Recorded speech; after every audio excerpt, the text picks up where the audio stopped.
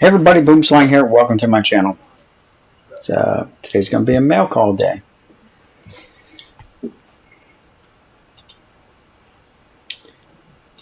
So we're just going to wait around for the room to populate, and then we'll get into this.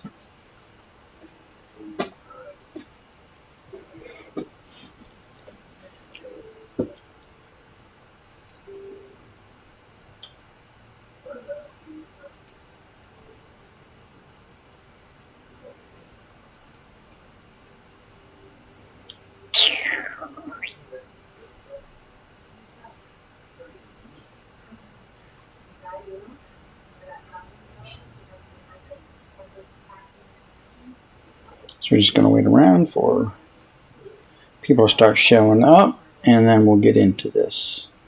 Mail day from The Past is Alive, Jon Jabs. I had bought into, hey Tex, how's it going? Thanks for stopping by.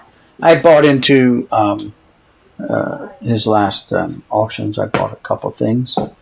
And he also said he had more stuff to send me, so this box is obviously way bigger than just your auction package, you know.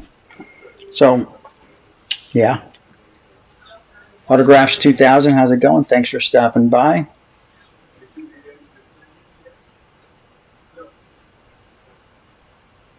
All right, thanks. Yep.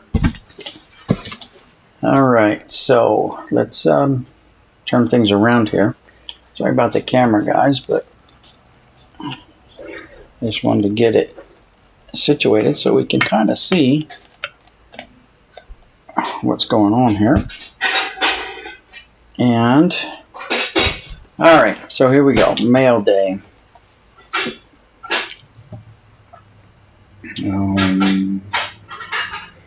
All right. Cornet Collections is here. All right. Thanks, Cornet, for stopping by. And like I said, this is a package from Jon Jabs over at The Past is Alive. If I can get my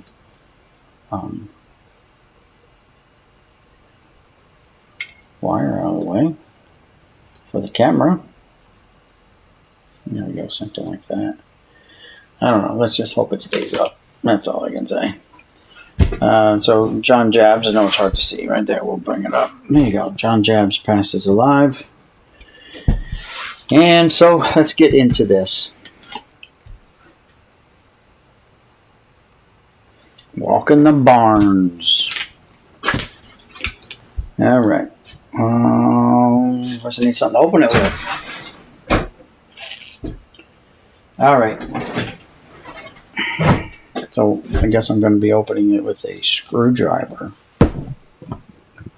Should I do like a Pepino? No, we'll just carefully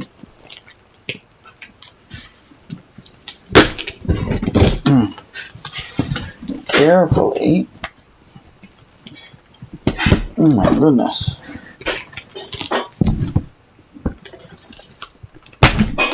Carefully. Oh, goodness. All right. Jon wrapped the crap out of this. So,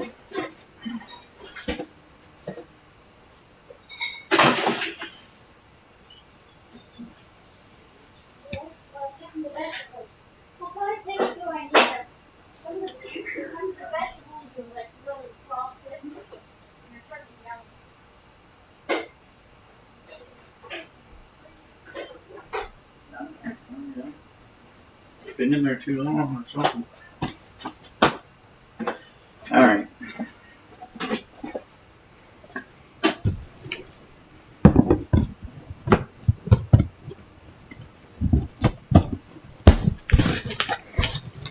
You know, this is a expensive knife, and I was just about to badmouth it for not being able to cut through this, but I actually made good short work so far of the tape.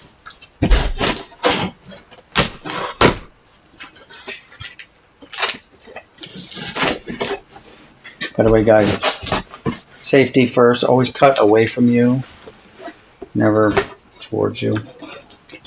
Do what I say, not what I do sometimes. You know what I mean? Kind of situation here. There we go. All right, so we have... Oh, I have not got it all the way open yet. There we go. All right, so there we go. We're getting it open. Oh, look. He returned my box.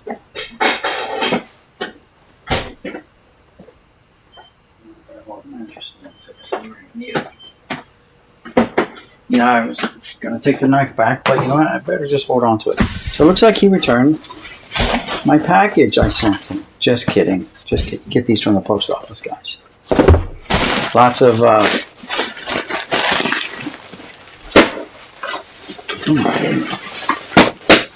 bubble stuff. Jon and his famous newspapers that I know someone was commenting Monday, January 4th, 2021. Tribune Review, Garfield. All right. So, yeah, Jon, I don't know. I saw someone open up one of their things too, and they questioned, like, this kid, a young kid, questioned, like, who still gets a newspaper delivered to their door? So it's kind of a pretty solid question, like, who does get newspapers? I mean, the kid was hinting at, there's the internet, and you get all your news from that, right? Oh, shit, there's Jon's here now. Oops. Yo, Jon. Good thing we weren't talking too bad about you, but I was just wondering where you get the newspaper from, Jon. Do you have it delivered to your door? Since you're right here, maybe you can answer that question. Does the paper actually get delivered to your front door?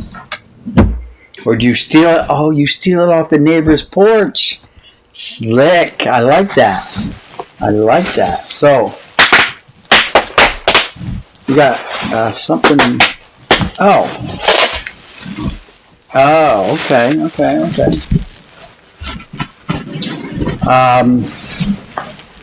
I see what this is.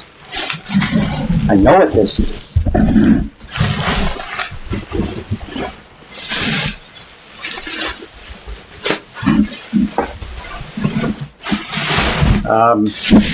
You know, you didn't have to send this back, Jon. But thank you. You didn't have to. So for you guys who don't know, the story behind this is through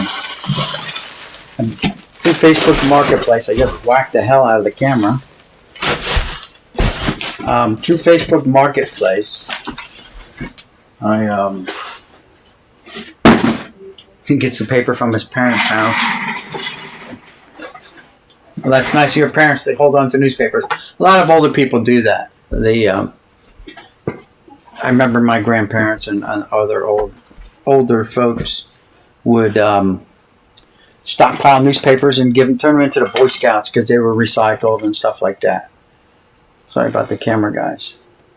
So now let's get back to the story behind this. So I ran into a guy out in Mount Laurel or Marlton, New Jersey, and he was selling cards and stuff out of his garage, mostly completed sets, but he had some boxes. He had a case of this, and I'm like, you know what? I have the. I remember when it first came out, I bought this, and I just pulled all the cards out of it, and I threw everything else away. And so he had a case of these, and I think they were like, I want to say he charged me $15 or $20 each. I don't remember exactly what it was because it was a couple years ago now. And I bought 5 of them, and I'm like, oh, that's cool, but I'm planning on giving away as Christmas gifts. So I gave one to my boss, one to my boss's boss, and then in the interim, I sent one to Jon and Eric Jabs, one each, So I'm like, I got one left. And then I was assigned a new boss, and this was all before Christmas of like, oh God, I don't know if there's 2017 or 2018 now. Maybe 2018. Anyway. And I got a new boss, and I gifted one to my new boss, thinking I had more, and I didn't. So I mentioned, and other things like, I had this, and like a dummy, I gave it away, but, not being a dummy, I was just sharing with you guys, and, that's kind of what the community is about. But when I went back to see the guy, like, literally like a week or so later, 10 days later, he had sold the whole case because he had an eBay store and all that good stuff, and he had such a great price that he sold them all. So I'm like, God dang it, But, I mean, I was well over it now until you just stirred the pot there again, John. But thank you very much you didn't have to. Again, that's cool. It's not going to get opened up. It's just going to sit here, and it's going to go up on the shelf somewhere, or maybe I'll turn it where I can display it, use it for backdrops from every once in a while. But anyway, thank you. And so this is from. You got my programs in the mail yesterday? Cool. Thanks. Hope you enjoy them there, Lee. And so this is from the auctions that John had that. I bought some stuff at his auction, and so let's get into it and let's check this out, shall we? Also, guys, remember, shameless plug. I'm going to attempt my first auction. We'll see how it goes. I'm going to attempt it. It's just going to be baseball cards, but I've been working on getting basketball cards and hockey cards out. And football cards. So, while you guys stare at that beautiful Dixie plate sign. All right. Nice Dixie plate. There it is. It says Dixie right on it. Now, Dixie had a company in Easton, Pennsylvania. It's still there. It had a huge, on top of buildings, they have like water towers and stuff like that. He had a huge Dixie cup for the water tower. It's pretty cool. All right, so let's get into opening up this stuff. Any newspapers in here, John? No newspapers. All right, so here's what and John, as usual, always tossing in some goodies. And thank you, John. You didn't have to do that either, but I ain't going to complain. Ain't is a word, and it's okay to use it. It's just not grammatically correct. How's that? So we got some packs here. Some 91 Bowman, 93 Topps Series 2, 93 Fleer Ultra, and some 88 Fleer. So, and we've got a goodie in a big slab bag, I guess. But let's get into this. Mike Trout. Sorry, Mike Trout, guys. You can't go wrong with Mike Trout. Jay Thomas. What up, all? Goody G, you can get killer fireworks in Easton, PA. Yes, you can probably get fireworks everywhere. Except in New Jersey. You only know how to get sparklers. Alright, so here we go. Painter's tape and all included. We'll save that for another day. Put that on the glass here. John has a nice little pull tab on there so we can pick it up. Look at this. Mike Trout Mythical. I can't, guys, when I see Mike Trout cards, I cannot resist saying, I want it, I want it, I want it. Especially, guys, new stuff. I don't have a whole lot of new stuff. And this glorious Wander Franco. Look at that. Awesome. Awesome. And then I did pick up some Jeters. Not that I already have them, but it's like Pokemon. You can never have enough, right? And let's see what else we got here. Another Gavin Lux lot here. that right with the other one. Gavin Lux. Opening day, Gavin Lux, rookie, nice. This is the regular issue rookie cards down here without the opening day logo. And this is the, what's this, the 85 throwbacks. Cool, Gavin Lux. Again, like I said, guys, new cards, like I don't have a whole lot, that's for darn sure. And the bonus, the Honus bonus pack, because John knows I'm a Yankee fan through and through. Oh, by the way, John, since you're still here, we'll look at this, and then I got a question for you. If you're still here, I think you still are. I hope you still are. Put that up there. All right, so we got Lou Gehrig. All right, guys, if you hear noise in the background, that's my wife. She's making dinner. And she's mashing up potatoes with the old, the old cake mixer. So there you go. Nice. 1939. Not that it's from 1939. That's what the label says on it. Very nice. Reggie freaking Jackson, Mr. October. And guys, those corners are sharp as hell. 1980 tops. Very nice. Card number 600. All the big guys got the big numbers like that. Look at this super duper Derek Jeter from Select 2013. Awesome. Awesome. Guys, anything from 2000 on is a new card to me. They're all new. I haven't gotten hardly anything. And look at this. The All Tops AL team, Derek freaking Jeter, in a very similar to the Hall of Fame plaques that you see on the postcards. Very nice. Beautiful. Beautiful. All right, so before we look at this other one, John, do you collect these like with the Budweiser signs and all that? And do you have this one? If not, I can shoot it your way.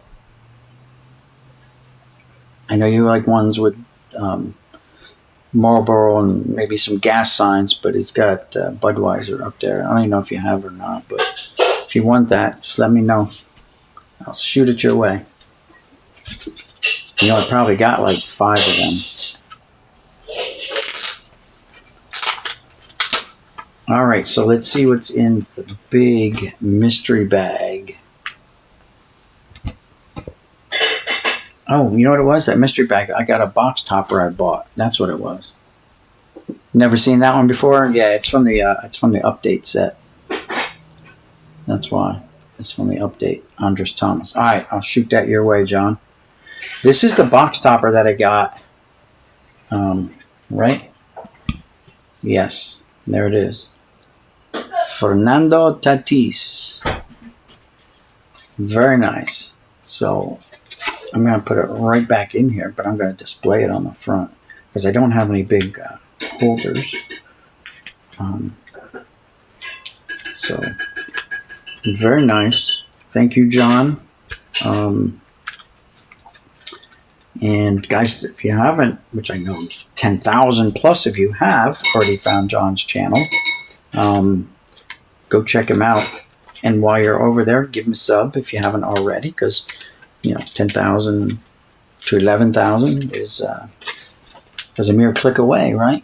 And also, guys, don't forget to sub to each other, help each other grow their channels, right? That's kind of what we're here to do: share our love for the hobby and help each other grow and have positive experiences. All right, you guys want me to open these up too? Why not? All right, I got plenty. This was $1.99 back in the day. Are you kidding me? We paid that much for these? Let's get this so we can see it. Thrift Drugs. Was it 2 for $1.99? No, $1.99. All right, we're going to open them up. Why not? Void starts here. What's going on, Void?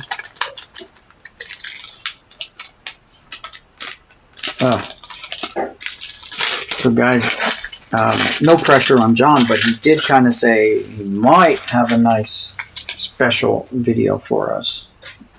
So, this week. John freaking Franco. I can pitch for ever. Rubber arm Franco. That's what they called him when he played Little League. Look at the flex on that bat. Look at just flexing. Carlos Baerga. Jeff Branson. Rafael Bonigal. Rookie. Jay Bell. One of John's guys over there in Pittsburgh days. Rafael Belliard. Everyone knows about Steve Buechele. There you go. There you go. Look at that beautiful George Brett card. Now, guys, I'm a Yankee fan, but, you know, you got to admire, like, the really great ones. And not all the great ones are Yankees, all right? Not all Yankee fans think that way.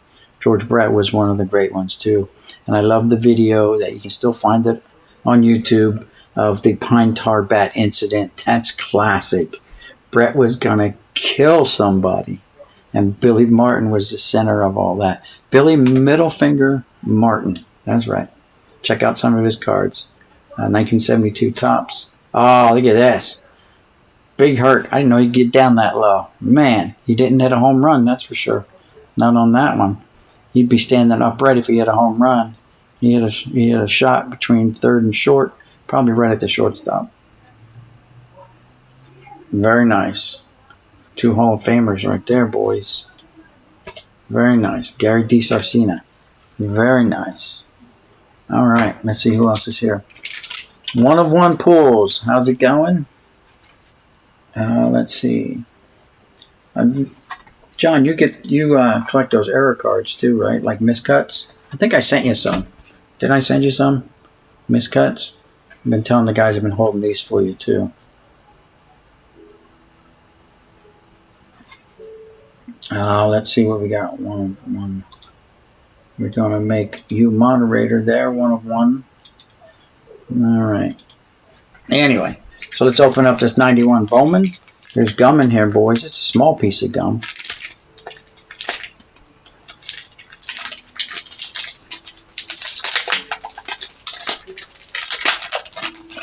Yep, no saving that. By the way, guys, I'm still working on my wife. I'm gonna get that Sawgrass printer, and I'm gonna start making my own merch too. So it's gonna be fun times. Mugs, shirts. I'm gonna start off with shirts. So it's kind of listen. The camera doesn't do this justice. This is actually fairly pale pink. But yeah, I'm not gonna. Redbeard Breaks, how's it going? Thanks for stopping by. Wow, that O'Neill was super miscut. Yeah, they're, I seem to get a lot of them.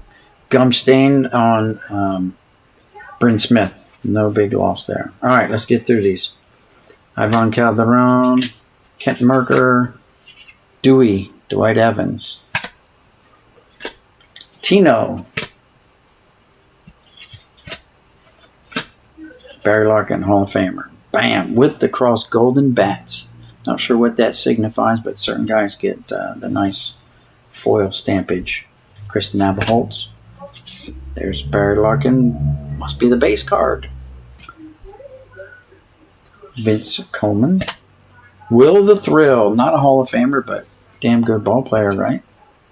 People think he should be in the Hall of Fame. I'm not sure if he's got the numbers to justify that, but still on popularity.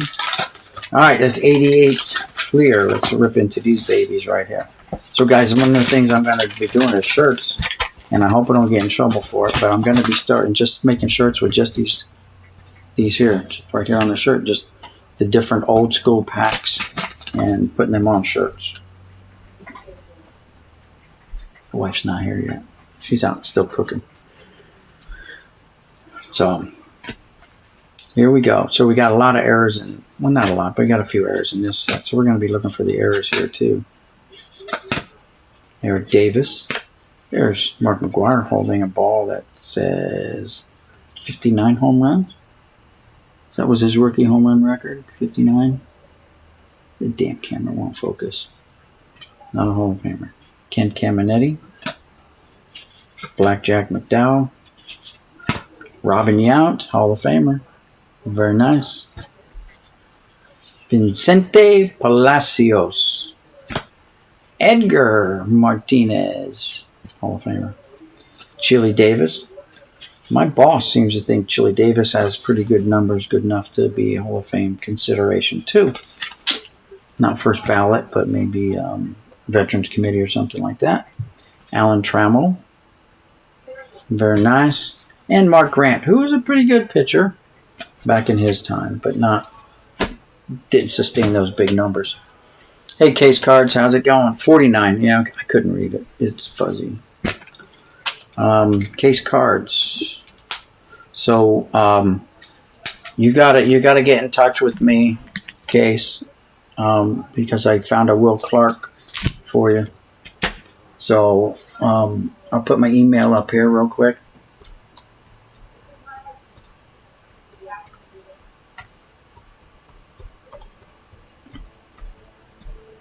You can also find my email on my YouTube homepage. If you click under the tabs, the About tab, it'll bring up certain information about my email, I guess, and mailing address, and PayPal information, and some other stuff.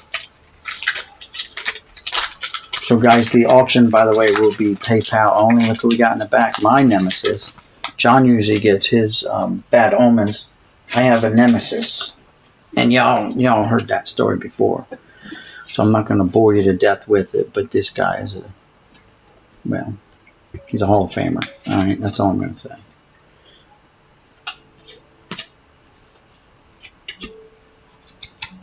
I'm going to be nice, even though he wasn't nice. He was mean. All right, here's Barry Bonds. I don't know, the camera's not focusing. It's focusing over here, I think. Barry Bonds, not a Hall of Famer. Mike Piazza, prospect card. Very nice. Nice. Chris Widger. Here's our gold card. Keith Brown. I'm not putting up there for anything special, but I'm working on putting together the gold sets. And no, I don't want you guys to send me cards. I'm working on doing it on my own, just from what I pick up, seeing if I have enough to do it. And then we'll go from there. Right now I'm just putting them in boxes. I haven't really, put them in numerical order yet. Hall of Famer, Joe Torre. Jose Offerman. There's one of John's Bad Omens, Mr. Greg Swindell. Greg Olson, Kurt Schilling, Tracy Woodson. All right, so that's it for the mail day today, guys. I don't know if I'm going to go on and do anything. I'm still in the middle of sorting. Well, I think I'm, unless I find more basketball, which I'm pretty sure I have more basketball cards somewhere. I'm rolling into football sort right now. And that gets, to me, that's very, very boring.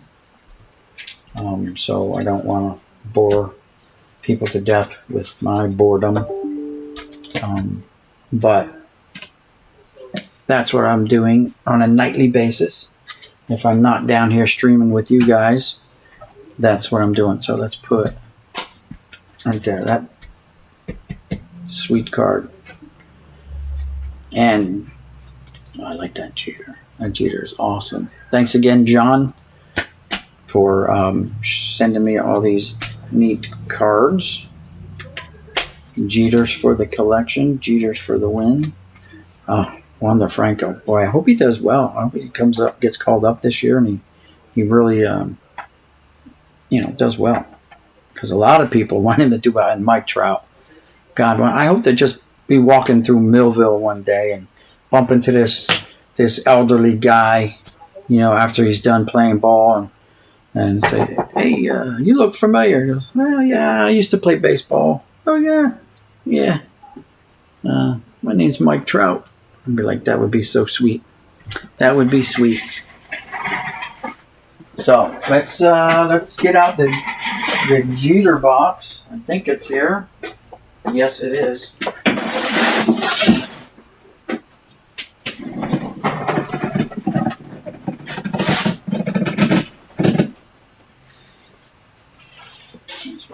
didn't roll inside there. Now I know also some of you guys, I still have stuff to mail out to you guys for those magazines and stuff and books and stuff. So just be patient. Unless they're reading material, you don't get a discount at the post office. So here's the Jeter box. I'll crank this baby up a little bit. Oh crap, I just caused a major malfunction. Here we go. Whoa. Hold the phone. Oh great. Oh no. No, she may collapse on me any minute, guys. It's still jerry-rigged. I haven't set it up permanently. All right, let's make room here because the Jeters are going in the Jeter box. And we just added 4 more Jeters, 2 of which I didn't have, so that's great. The bonus ones that were sent to me I didn't have. These I bought because I just wanted them. You know, I'm not a Jeter super collector, but maybe one day I'll get there. Maybe. So here's the Jeter box. Boom, boom, boom, boom. You guys got to go. Alright, so here's the Jeter box. Again, this is like my pride and joy right there. My Jeter autograph with a little faint stripe right there on the side. And you guys have seen all the other ones, so I'm just going to add this and these to the rest. Right there, we got one right here. So we'll add that one to that one. I know I've got more, I just got to find them. Joe Mansman, how's it going? Earthquake, getting seasick. Ah ha ha. Sorry, guys. Yeah, that camera just went nuts. I know I have more. I just gotta find the boxes that they're in. Some guys will say, "Well, that's a good problem to have." I'd feel a lot better. I'd feel a lot better if I found them. You know what I mean? Oh, that's the magnet.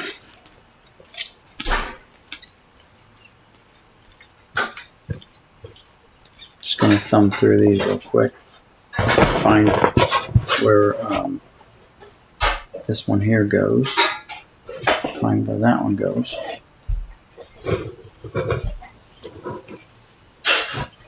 There it is. There's one. No, that goes with the other ones. 3 of those.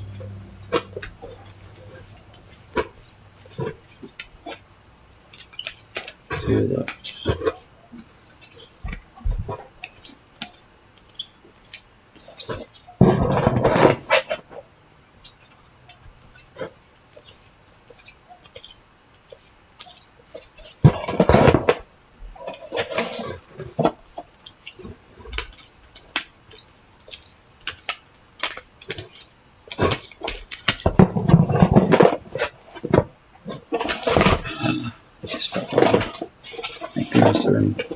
They're protected, unlike so many of my other cards that are just unprotected.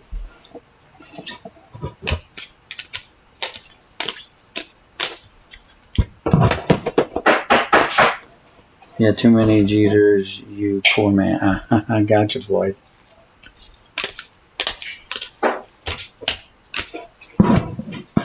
Nah, never. It's like Trouts. I don't.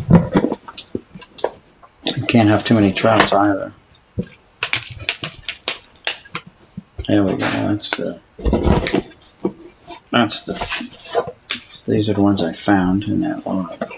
I swear I have 2 more though. Like from my PC, I just haven't found them. So, if you don't find them, you never had them, I guess. But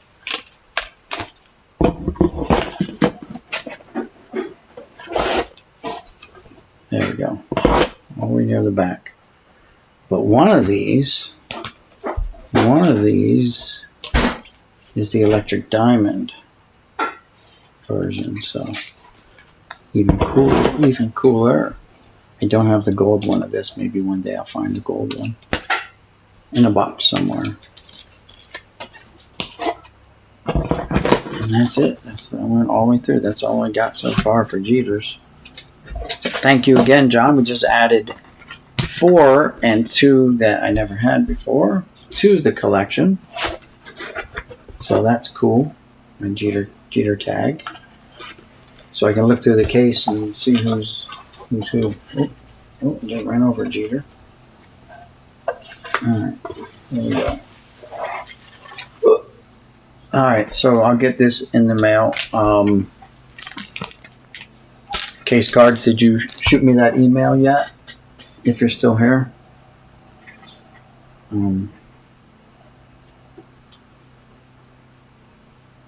Yeah. Not yet, unless it went into the junk. Nope. Alright, well, when you do, I'll get it out to you. I need your address, basically. And I can get that right back out to you. Let's see. Nice. Thank you. Yeah. So I think John says he was going to go on tonight. I don't know. And I don't think I'm going to do anything, guys. I just want to get up here and open this package. But I wanted to share it with you guys. Again, don't forget about that. And it will be...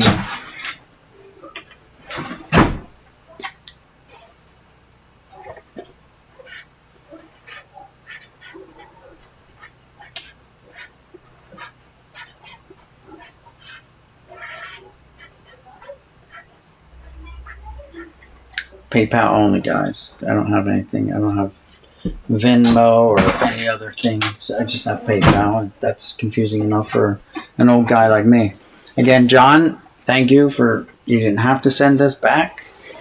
Or maybe you bought another one and sent it. Whatever the case may be.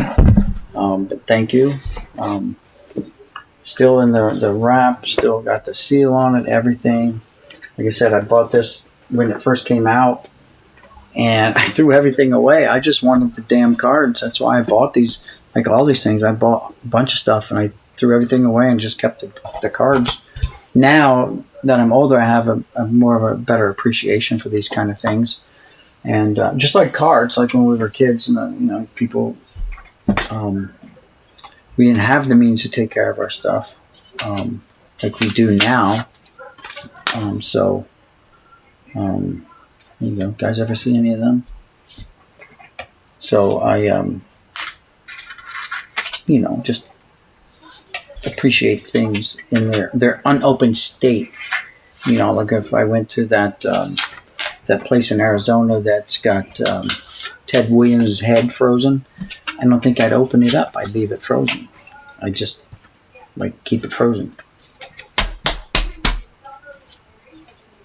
I know it'd be hard for some of you guys to resist that temptation. It's hard to not open something, but I just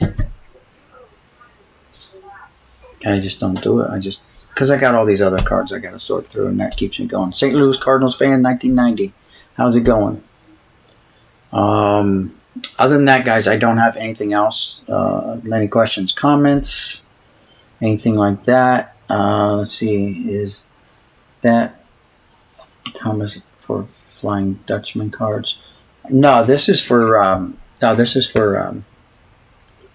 Jon Jabs. He collects these goofy things here.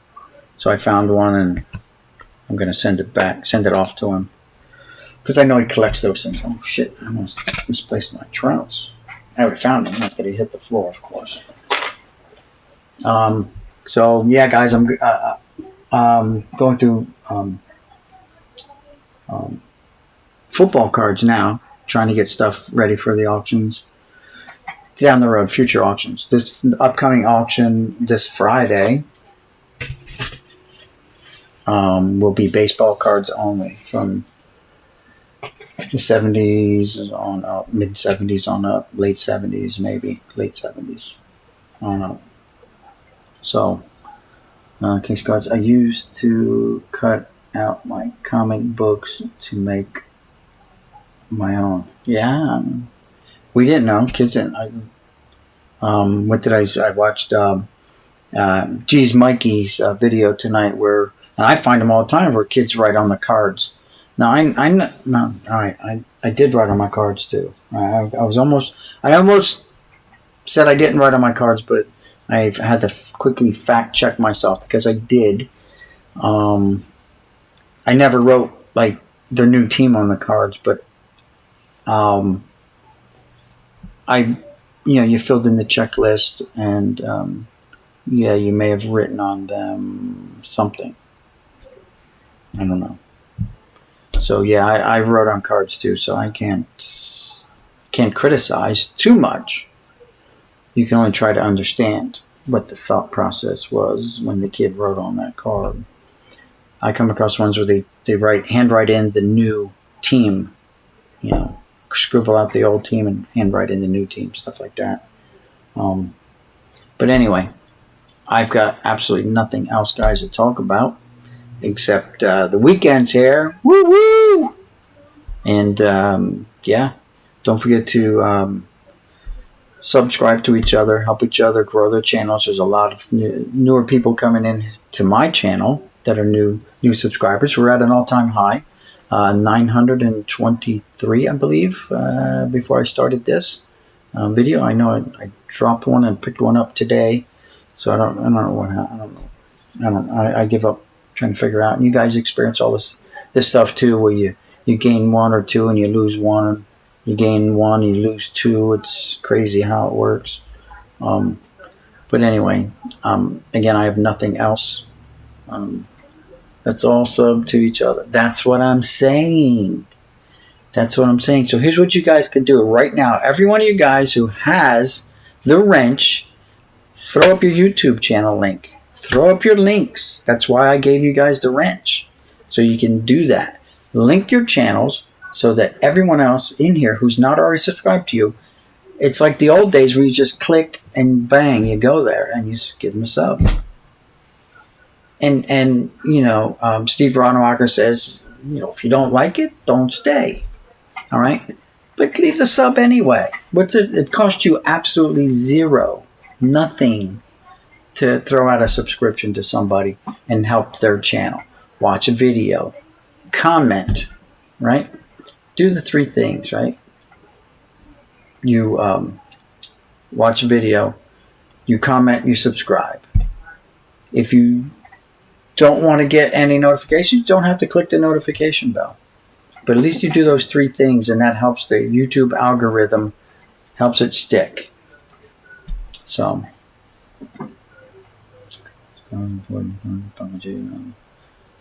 I'll sub each of you in a minute. Throw up your links, guys. I'll keep this up running as long as you guys want to throw up your links. I don't care. I've got nothing to do. I've already had my dinner, so my wife is just kind of making dinner for my son when he gets home from work. So here's some of the basketball cards, guys. These are from like 72, 73, I think. They're in good shape.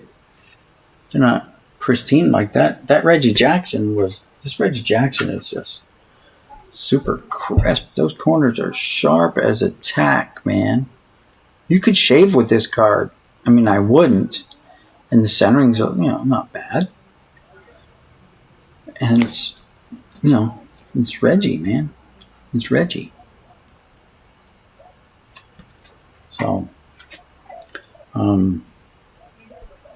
these are being the auction when I do my basketball auction. Right now, like I said, the first one's just going to be baseball. But I pulled out a whole bunch of basketball. I like the way for some reason, the Lakers wore their jerseys on backwards. So like the photographer's like, nah, we're playing backwards day today.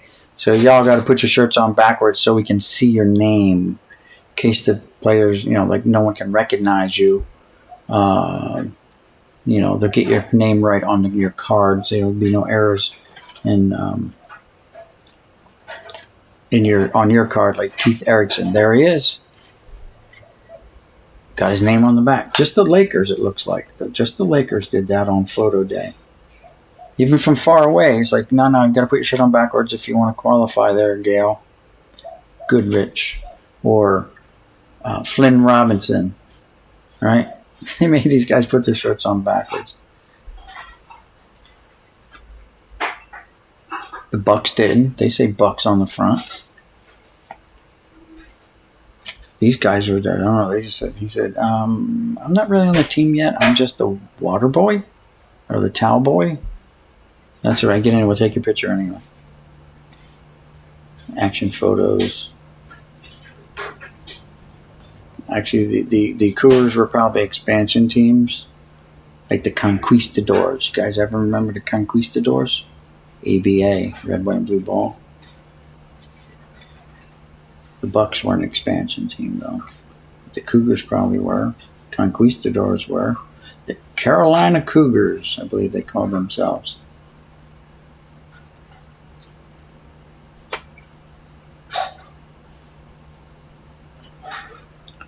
The Virginia Squires, the ABA team. Supersonics, the Kings, the Hawks, the Warriors. Can't call them Warriors now. I know we got to call them now. The Knickerbockers. Oh, look, the Knicks were forced. So they had the same photographer. The Knicks were forced to turn their shirts around backwards, too. Stop focusing on him. There you go. Richard Barnett. So the Knicks were told to turn their jerseys around, too. But anyway. Alrighty. Clean this all up. Guys, clicking on those links that are out there. Don't talk to robots. Make sure you guys sub each other up. And not just today, but stick with it. Go. Just don't do it here now. When you get done here, go watch a video. Let it play in the background while you're watching someone else's video. Guys, I'll open up 7 tabs. And I'll have 7 different videos going, right? Watching people's YouTubes.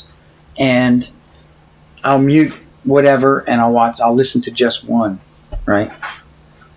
And then when it's done, it's done. Make sure I get my subscribe. I'll get, if I ring the bell, in the beginning I wasn't doing anyone's bell, but now I'm doing everyone's bell regardless, unless they have absolutely zero content, and I'll still throw them a subscription. Because one day they may want to start their own stuff, and there you go. You'll help them out, help them on the road to getting their channel started. Just because they're not making content today doesn't mean tomorrow they have this epiphany, and it's a big word, I know. I learned that today, so that's why I'm using it, epiphany. And all of a sudden decide, hey, you know what? Just like you did, just like I did, I can do the same thing. I can do what he's doing, no problem. Let's just do it. And boom, there you go. You do it.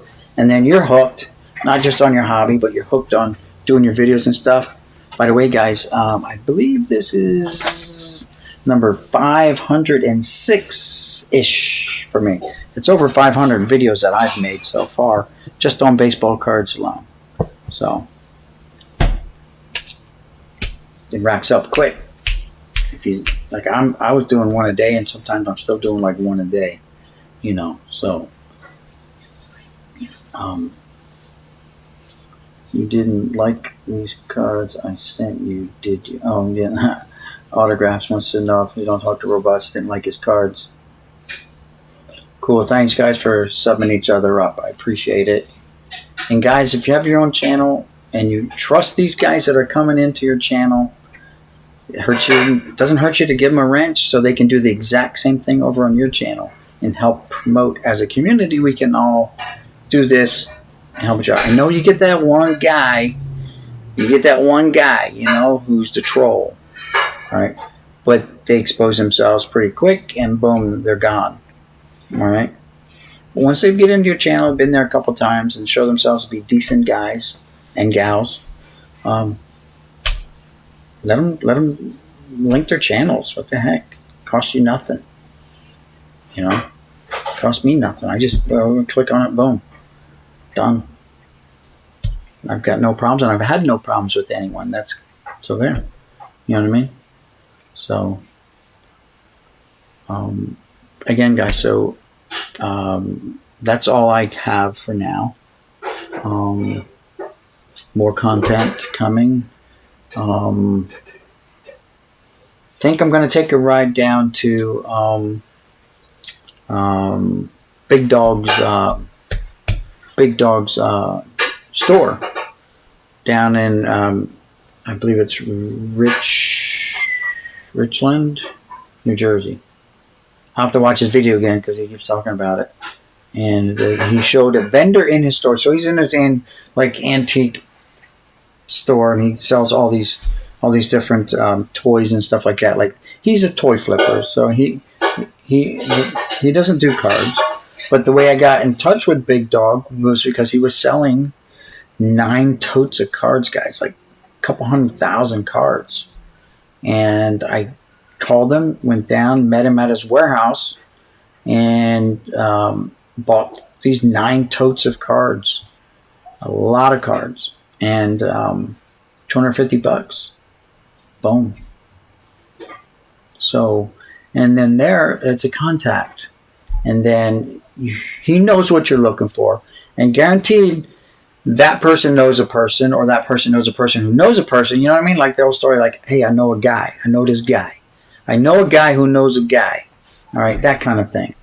Like, and all of a sudden you networking yourself, and you're making these contacts, and now people I get people contacting me about their cards. That's where my last purchase came from. A guy contacted me. I didn't contact him. He contacted me before he put it on Facebook Marketplace, before he listed it in his eBay store, and even before he also does card shows. Before his next card show, he contacted me, says, I got a case of 89 score, and I got a case of 91 tops. $25 a box for you. That's your price. Now I looked on eBay. You can buy some cheaper, or you can't buy them. You can bid on them. But by the time you pay the shipping, you're over $25. So I still look at it like I'm still saving money by just doing directly with this guy here. And I've dealt with him before, so I trusted his product, and I trust it this time. And always leave the avenues open. Like, so I got this guy Artie who sold me this other stuff. I got Art who sells me all these boxes of loose stuff. I got a guy named Rand who has sets that he sells, plus some loose cards.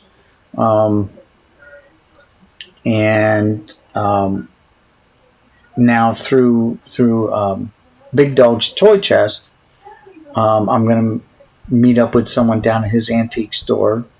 They don't know this yet, but I'm going to go down there this weekend. I'm going to meet up. I'm going to talk to this guy. And this guy, if you watch his last video, Big Dog's last video, he shows a ton of vintage cards. So there's a dealer in there that's got a lot of old stuff, and I am going to go check it out. I'll drag my wife down because my wife likes salt and pepper shakers. So, you know, one hand washes the other. Yeah, honey, you can have them salt and pepper shakers. Don't mind if I pick up these cards, do you? And my wife's good about it. She supports me and my hobby. But however, she does say, when you retire, you're going to have to scale it way back. So I'm like, you're right. So I want to get everything going that I can get going now, such as these auctions, and start funding my obsession, or whatever you want to call it, my hobby, by selling off. I don't need 900 or 1,000 of one card. So if I start selling them off, auctioning them off, I only need 847 subs to be able to go live. No case cards, false. And I'm going to tell you why. StreamYards. You can go live with StreamYards. Free software, and you get like 20 hours a month to do that. Or You can do what I do. I'm live. I don't have 1,000 subs. I run through OBS, Open Broadcast Source.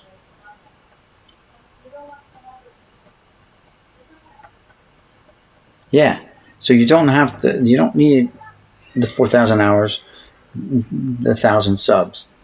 That's kind of a misunderstanding. You need all that to get monetized, and then it's very, very small unless you have a lot of subscribers, a lot of views, that kind of thing. You're not going to be able to retire on YouTube unless you're like Eric, and who's got 85,000 or 86,000 subscribers. That's a full-time business, like the Jabs family. That's a full-time job. Yet I think he still teaches. So yeah, it gets to a point, where you have to decide what you want to do. I would love to get to that point one day. Hint, hint. Wink, wink. We would all love to get to that point one day where we can do what we love. It's kind of like working for yourself, right? Where you enjoy going to work every day. When you show up to work and you say, when you greet your fellow coworkers, you say, "Hey, happy Monday." I'm like, "Yeah," and the next guy says, "Yeah, is it Friday yet?" And that's a guy who doesn't like his job. You need a laptop? No, you need a phone. Guys go live with their phones. So I don't have a laptop. My wife has a laptop. Yeah, I commandeered her laptop. My PC, the tower is up in the old studio. Now I call that. My wife had to get clarification because she goes, "Oh, I looked for you. You weren't in the dungeon." I'm like, "That's not the dungeon anymore. That's the ivory tower. This is the dungeon now, down here in the garage. This is the dungeon. That's the ivory tower." And I don't make videos up there anymore if I don't have to. Everything now is done down here. I will do sorting up there though. The only problem with doing full-time as you have to find product and be uploading new content on a regular basis. That itself can be an issue. Yes, you're right. You're right. Exactly. That is a big problem with today, right now. 2 years from now, may not be a problem at all. Maybe back to the way it was. $5 box of cards. All these guys get all these expensive boxes. All of a sudden, they're stuck with them, and they're worth $5. So they're not holding on to their stuff. They're dumping. They're dumping as quick as they can get it. It's a cash grab right now, guys. So you don't need a laptop or a phone. You just need a cool chair. Frank. You're a funny guy, Frank. Always funny. Busting stones. That's what I love about you, Frank. You're a funny guy. You're a funny guy. He's not from North Jersey, by the way, guys. No, he's from Long Island, right? Long Island. I sold 2021 tops one day at Target. My wife and son went out just a couple days ago, and there was nothing at the store again. They went out one day, they saw stuff, they bought it. The next day, the next time they go out, there's nothing. And a year ago, we could all say we went out to the store and there was always product there. We just grabbed one and we were happy. Now you can't get. I haven't even seen team sets or factory sets. You know what I mean? Like Target usually has factory sets. I haven't seen any factory sets. Seen them on eBay for ridiculously high prices, but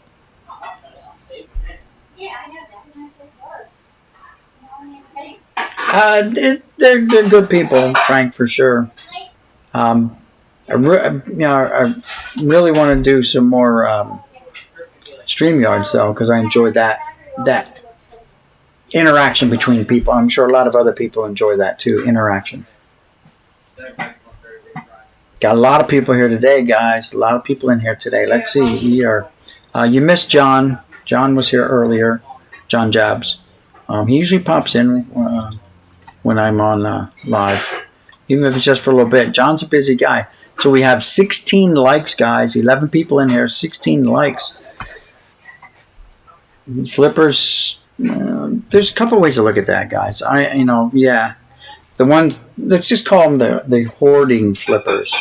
Because you look at it, technically, if I sell this card, I just became a flipper. But we know what you're talking about. The ones, the retail store flippers. Let's call them that, what they are. The retail box flippers. Yeah, that sucks. I wouldn't even think there was that many people in my area that really dug cards, because before I could get them all the time. And I was like, dude, every time I go to the store, I got cards. There's cards there every time. I've got no competition. Little did I know.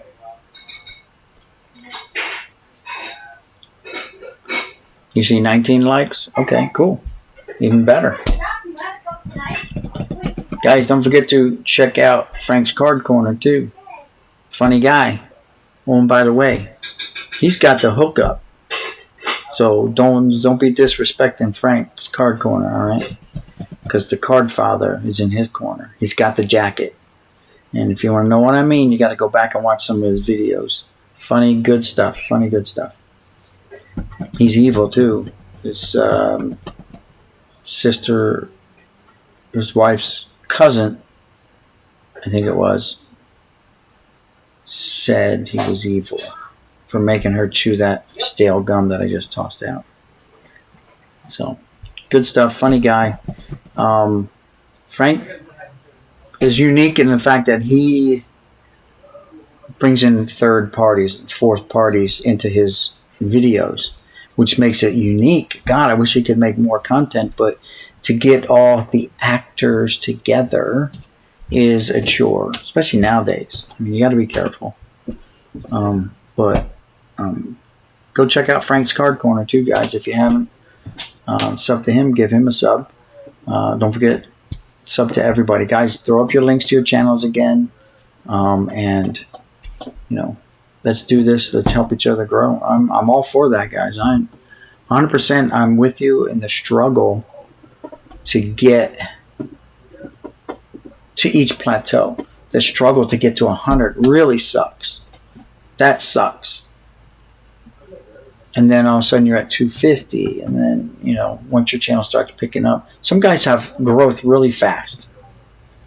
I was like you guys, really slow growth. My first 20 subscribers were probably family members. I'm not gonna lie. Sons, friends of sons, wife. Yeah. And then you go from there. I haven't gotten to the point. I haven't gotten to desperation yet where I started making my own fake accounts just to increase my sub numbers yet. Watch out, YouTube. I know you're stealing my subscribers. I'll get banned for that. But anyway, it is what it is. Hop on the bus. That's right. Get on the bus, guys. Get on everyone's bus. Donald Blumdahl is a good guy. You want to check him out. If you don't know about Donald Blumdahl, check him out. He does like a live stream almost every day. And then Sunday he does his worship. Donald Blumdahl, Hall of Fame, Sports Cards Hall of Fame. That's a long title. Just type in Donald Blumdahl. He's the only one out there. And it helps to not have a really common name like Dave M or David M, where you can be confused with someone else.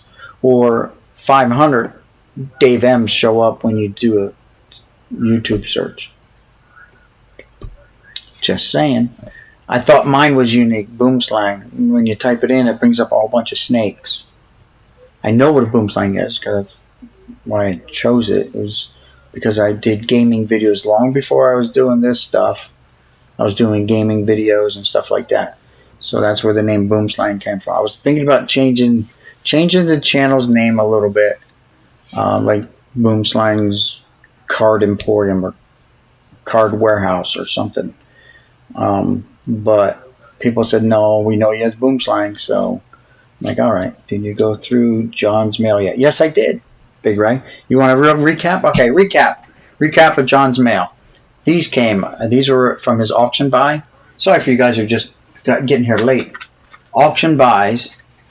This was part of a bonus. You know, John, they're always throwing in bonus. It's beautiful. Like mint Reggie Jackson. Look at those corners, man. Literally, you could almost shave if you were like 12 years old with this. A man's whiskers now. But a 12-year-old, yeah. Lou Gehrig was part of the bonus pack.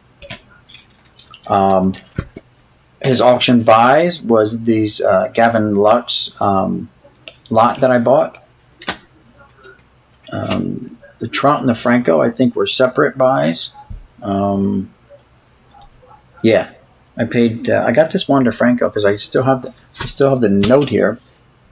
$4.50. I had to send him for that. That's a cool Wander Franco. I mean, guys, $4 card, $2 cards, $1 cards. Come on, that's those are good prices. And a lot of these guys who do their auctions have good prices. You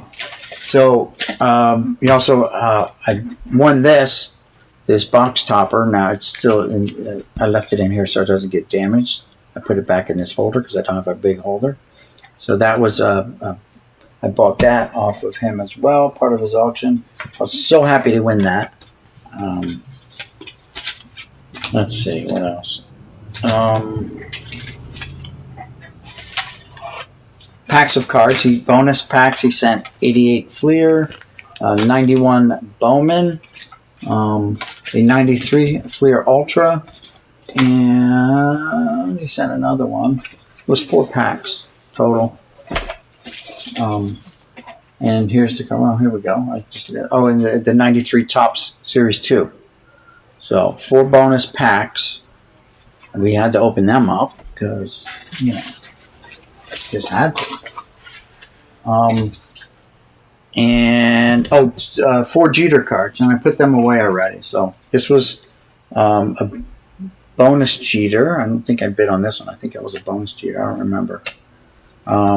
This was the other bonus Jeter. Yeah, the bonus cards came in the pack together. So these were the bonus, the Jeters, the Jackson, the Gehrig.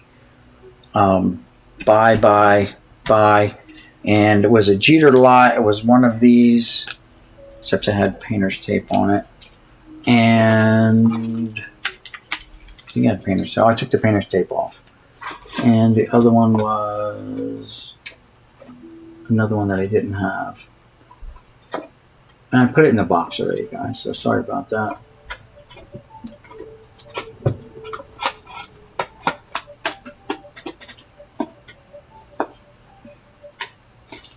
That was, here you go, it was this one. It was a Jeter lot that I bought.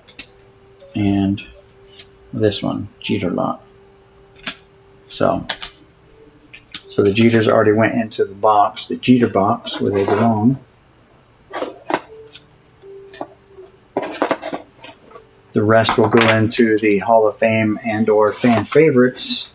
And until I get boxes, like I don't have, but maybe a handful of Tatis Jr. cards. I have, you know, maybe, I don't know, less than 10 Gavin Lux, and I just bought 3. Trouts, I've gotten like probably 20 Trouts, if that. Wander Francos, I might have 3 or 4. Jeters, you saw my Jeter box. I got, you know, several Jacksons because I was collecting back then. So these 2 go back in the Jeter box. So, and he sent back this. I sent this to him. I sent one to Eric, and I sent him to Eric's channel because I knew about John's, but I was currently watching Eric's channel more than John's. I was very new to John's, but I knew they were brothers, so I didn't want to send to one brother and not to the other brother. You know, It just didn't seem right because they were both doing the same things. They were doing videos together, out flea marketing and stuff like that. And I ended up kind of patterning my channel after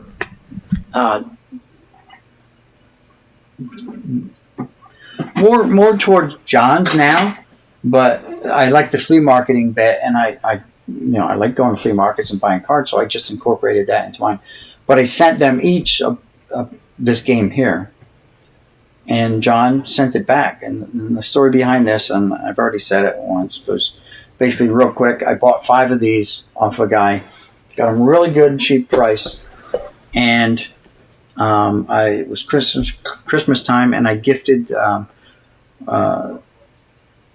bosses, the Jabs brothers, 2 bosses, Jabs brothers. And then I had one for myself, but then I was given a brand new boss right before the holidays. And I'm like, well, what can I give the new boss for Christmas? I said, I got one of these. I'll just wrap this up and give it to the boss. And then when I get home, and I said, where did I, wait, where? Because, you guys know my memory's going. I'm like, where did I put that? I started thinking, yeah, but I had more than that. Where is it at? And then it dawned on me, you gave them all away. So, he sent it back. I mean, I mentioned a couple times, like, man, I went back and I tried to buy them and I couldn't. Not that I wanted him to send it back, but he did. That's the kind of guy Jon is, He's always looking out for the other guys too. So, great guy. That's why so many of us enjoy his channels, because we enjoy his content, his humor. He's promising to bring back the mailman. That'd be cool. See the mailman show up again. And why not? Since it's getting harder and harder to find product, like someone mentioned earlier in here about you got to have product for every day, and you don't have to have product for every day. Jon has the mailman. The mailman can just make a quick delivery in 1 card or a pack of cards, or rehash some old stuff. Start showing your 10 best cards, or your 10 best pickups, your 10 best slabs, or even your 5, because I like to think I don't have a lot of slabs, but maybe I have a few more than not a lot. A few more than not a lot, if that makes any sense. But you can just do a flea market video if you have flea markets in your area, and just record bits of that of the flea market. You don't have to buy anything, guys. Like, I went and I shot video just for Jon to look at and say, Jon, this is what I'm coming across. What do you think? Would you be interested? And if so, let me know. Next time I go, I can look for it. And I'll gladly pick it up for you, send it to you, and just reimburse me the cost of the item. That's all. If it's something that you collect. You know what I'm saying? Like that. Haven't been to a whole lot of flea markets since last year. It was messed up. So hopefully this year I'll be able to get out and do more flea marketing and all that good stuff. Jon is good, people. Big Ray, you got that right. My throat's getting dry, so I gotta wash it down with Tennessee Swill.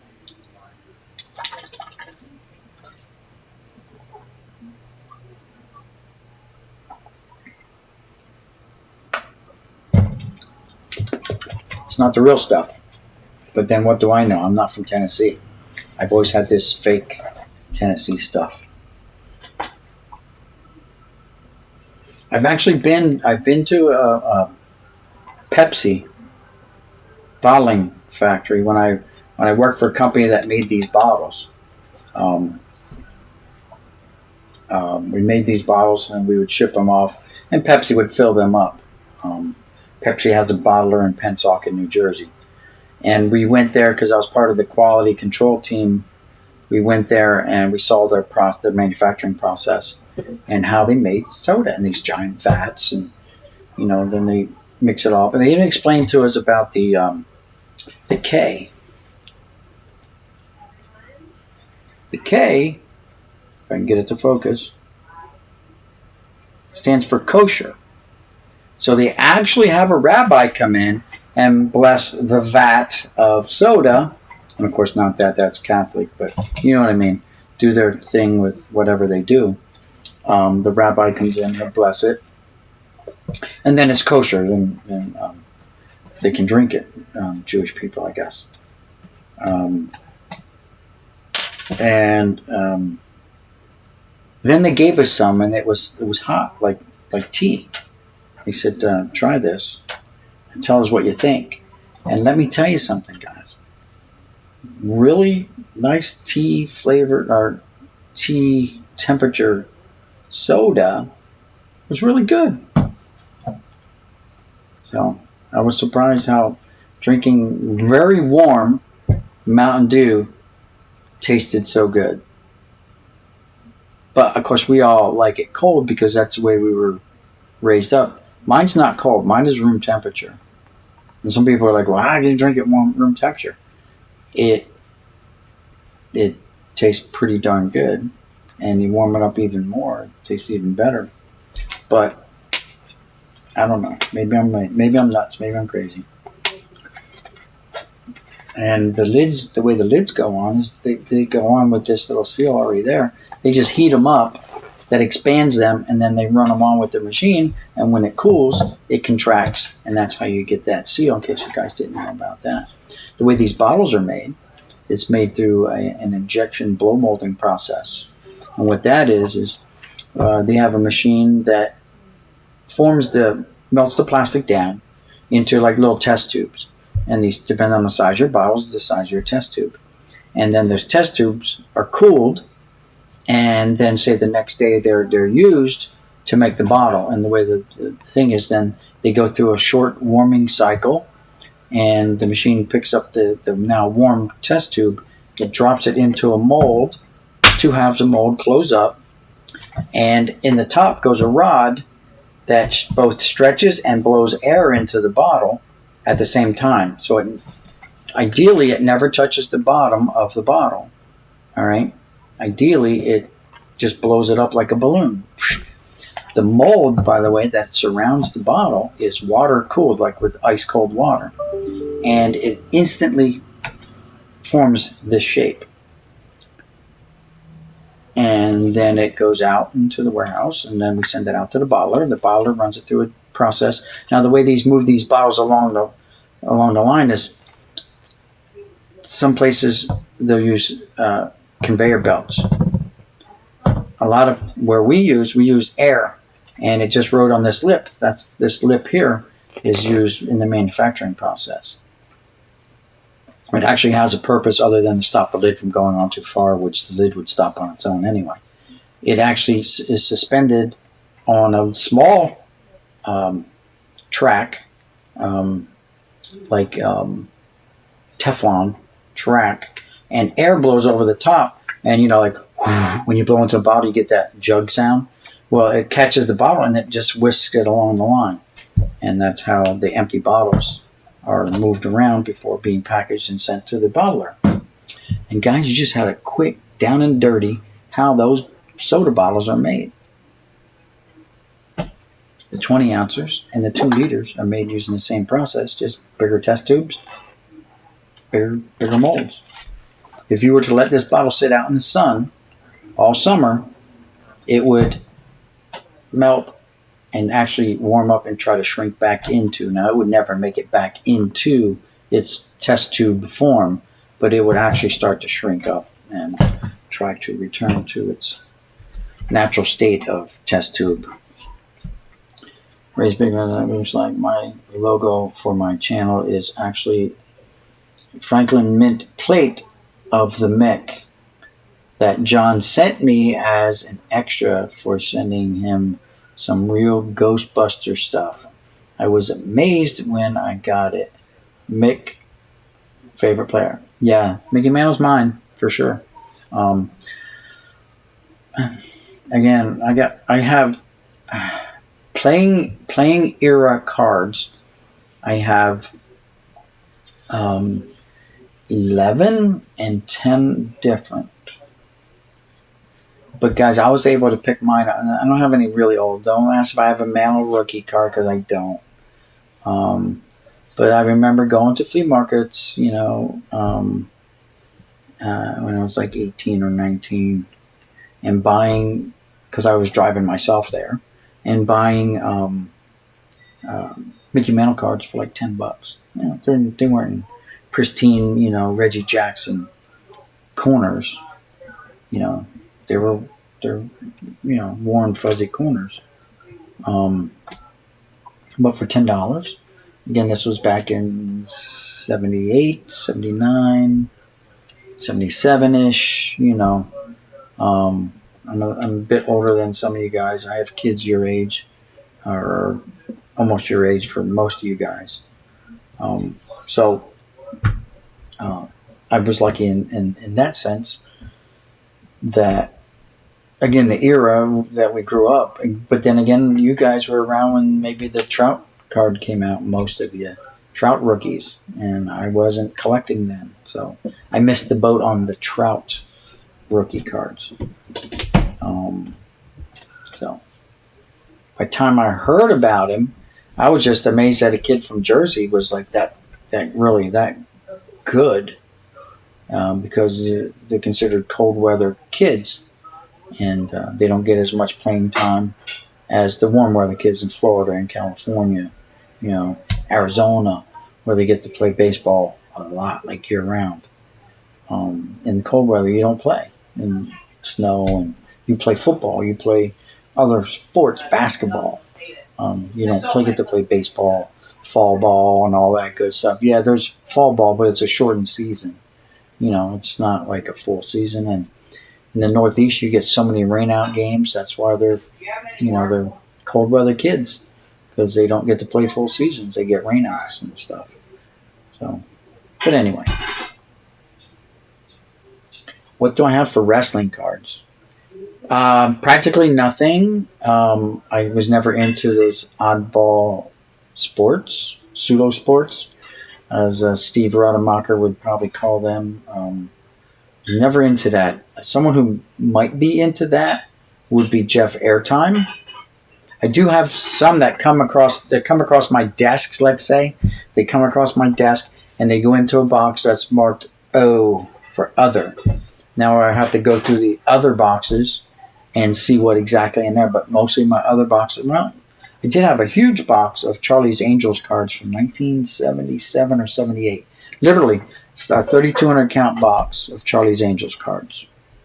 I don't know how many different series there were in there, but there was a shitload of them. And a lot that I bought. And there was a crap ton load of stickers, too. So I do get some occasional oddball stuff, but not a lot. That was the once in a wild, crazy box. We had all those Charlie's Angels. But I do put them in boxes titled Other to be sorted and looked at later. I mean, I can go through that and see what I can pick out. Because it would be nice to have auctions that have other things that other people... Because not everyone's interested in baseball, I understand. And in order to grow our channels, we may be forced to do football or soccer, God forbid. Like, I haven't seen a soccer card. And when I did get some soccer cards. I gave them away to a guy at work. Because he liked soccer. I just gave them to him. I have 2 Trout rookies from Sports Illustrated for kids. So Big Ray, did you see Jeff Airtime's video on Sports Illustrated for kids? Those cards are taking off. So you might be sitting on a little gold mine there too. So for kids that I had subscriptions for, both my daughters, I have seen a PSA 10 and 1, even with the little perforation. Yeah, they don't count those perforations. They count that as part of the card, the manufacturing process, not a defect. So you're good. Yeah, I heard PSA doesn't care about that. That's part of the card. So, yeah, if you got them, you could be sitting on a little goal line. And not just Trouts. Venus Williams, Serena Williams, golf, Tiger Woods, any of those Sports Illustrated for kids, like stuff like that. Now, this isn't a Sports Illustrated for kids. This is just Topps magazine, but even these things may be taken off one day. So I started these are in the other boxes. I have to go back through all my other boxes and see what's in there for any Sports Illustrated for kids, because I have come across a lot of that stuff. But I specifically Sports Illustrated for kids, I don't know. Here's another one. So I just kind of, when I went through a box, I found somebody, so I just took them out. You can see the perforations right on the sides from the magazine. But these are just, this one's got boogered up on the bottom, Sandy Alomar. This is just Topps magazines. No Sports Illustrated for kids yet. But now, so you're out and about, guys, go in the flea market. Now you know. Look for those Sports Illustrated for kids magazines. Flip through it, see if the cards are still in there. And if they are, if you get it for $1, you just could have hit pay dirt. You know what I mean? I have a ton of the old magazines with the cards still in them. Whose channel had the video on it? That was Jeff Airtime. Jeff Airtime. He just lives literally 5 minutes from me. He lives in the next town up, and there's like 4 miles to get to Jeff's town. Literally, there's no gap. You can't tell when you leave my town and enter his town. The separating line is like a road, like a main road. That's it. So usually you can tell when you enter the next town when you see their police car. You know, like when you're going into Washington Township, Turnersville area, you'll see the Washington Township cop car. It's like, oh, we're in Township. Or when you come the other way, and when you see a Williamstown police car, it'd be like, oh, we're in Williamstown, okay. Because you don't know. You're just driving. It's just a road with buildings and automobile dealerships and stuff on. You don't know. You can't distinguish between a lot of places, like people live further out and in the center of the country and stuff like that, where there are miles between towns. And there's still places like that, where literally there's miles of nothing before you get to the next town. So here's, I want to do something with that one. These came in a lot. I'm trying to figure out what they were. The plastic, really thin, and it says ticket coupon. Compliments of Medford, 1986, the Phillies. I'm thinking, now I could be wrong, but was not the Philly Fanatic the very first mascot in baseball? Was he not the first one? I'm trying to think back, because I'm not a Phillies fan, but something's telling me he was the first one. And then all of a sudden, all the other teams started getting theirs, the Pirates and everyone else would get their. I mean, the physical mascot, that ran around the stadium, did guest appearances and stuff like that. Not like a pirate with a patch over his eye. The Pittsburgh one is a parrot, I don't know, because I never collected those cards. The newer ones, I have the baseball cards of the mascots. If I got any, it was just because I got some by accident. And guys, if you're at a flea market, you see something like this, it says The Judge. I want to pick it up. Apparently, it's hard to find. That was the thing back in the day for, judging your cards. I'll be back. If you're still on, I'm going to go sub to Jeff Airtime and watch that video. You piqued my interest. Yeah, it's a couple of weeks ago, maybe a month ago now. Well, no, I take that back, because Jeff, it's only a couple videos ago, because Jeff has really slowed down his stuff. He's kind of semi-retired, and we have to respect that. He'll be back, but he had to go into retirement, and it's not burnout. It's not. I don't think it's YouTube burnout, because he always seemed to enjoy his channel, but we never know. And it could just be burnout. if you guys haven't been through it yet, you're gonna get a burnout. You're gonna get it. You can ask anyone. You can ask Jon Jabs, Eric Jabs. Those are good questions for these guys, by the way. Ask them. Have you ever gone through a phase of YouTube burnout?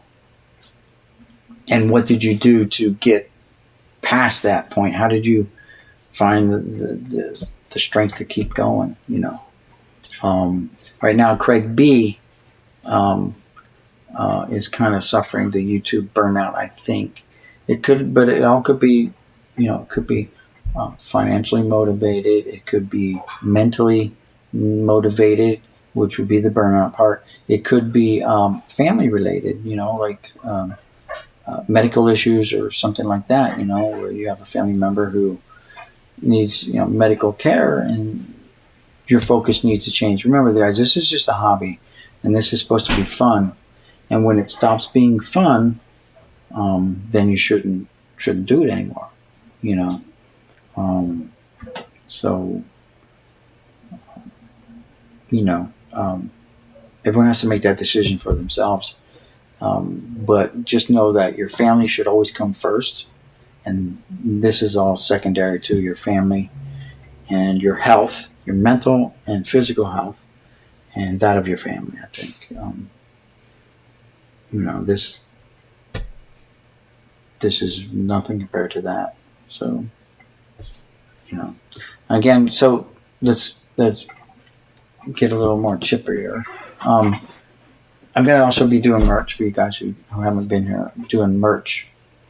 As soon as I convince my wife. Any 92 Stadium Club basketball. There probably is some.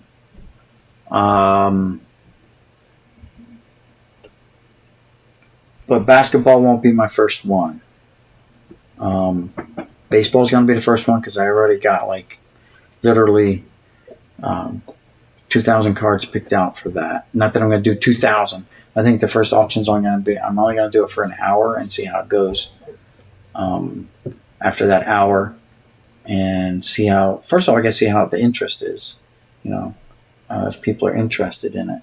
And then the second one will be basketball. And then maybe a football one,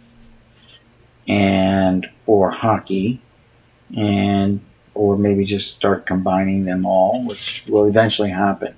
Once I get up and rolling, once everything, seems to be okay, trolls are, weeded out or whatever, because, it's probably bound to happen. And I have a lot of stuff. You guys seen a lot of my stuff that I can auction off. I got lots of stuff. I'm not looking to sell everything, but like I said, I don't need 900 or 1,000 of one card. Who needs that? I could have 1,000, which I do. 1990 Eric Davis cards. Does that make me a super collector? They're not different. It's only one card. You know what I'm saying? I don't know what it takes to be a super collector. Anyway, I'm just saying. You know what I'm saying? I'm a set builder, and that's what I want to do. I want to try to build as many sets as I can. But at the same time, my focus is on wax, unopened wax, and you guys seen my wax stuff. So that's my focus today, is unopened wax. And I started that actually a couple months ago, which means I was about a year too late because everything started spiking before then. Now, 2 years ago, I put $4,000 into unopened wax, and still thought I wasn't getting a good deal even back then. So compared to today, that $4,000 doesn't go far at all on today's wax market. There were some expensive boxes. By the way, if the auctions and the channel starts taking off, there's at least one break I want to do. 2 breaks I want to do.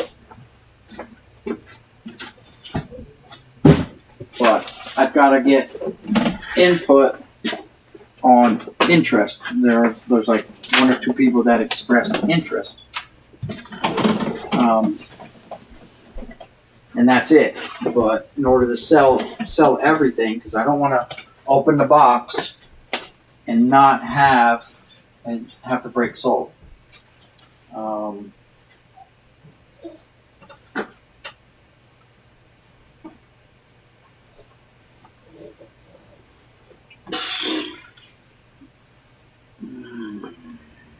Where I put it.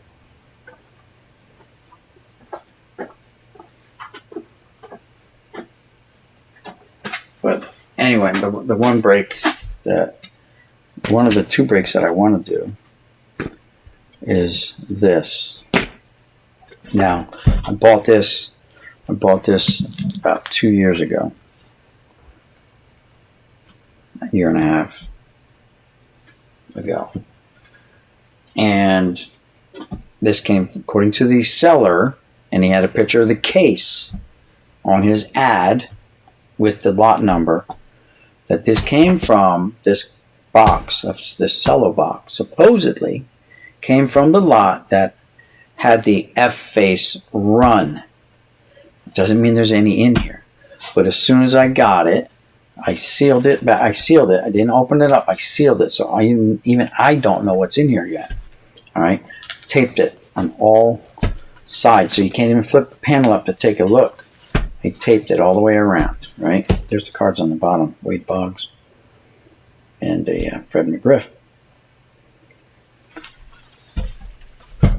And I forget what the sell price was on that. I had it written down. It's upstairs, but I think it was like $17.50 a pack, and that included the $4 shipping fee. The other one was 82 Fleer.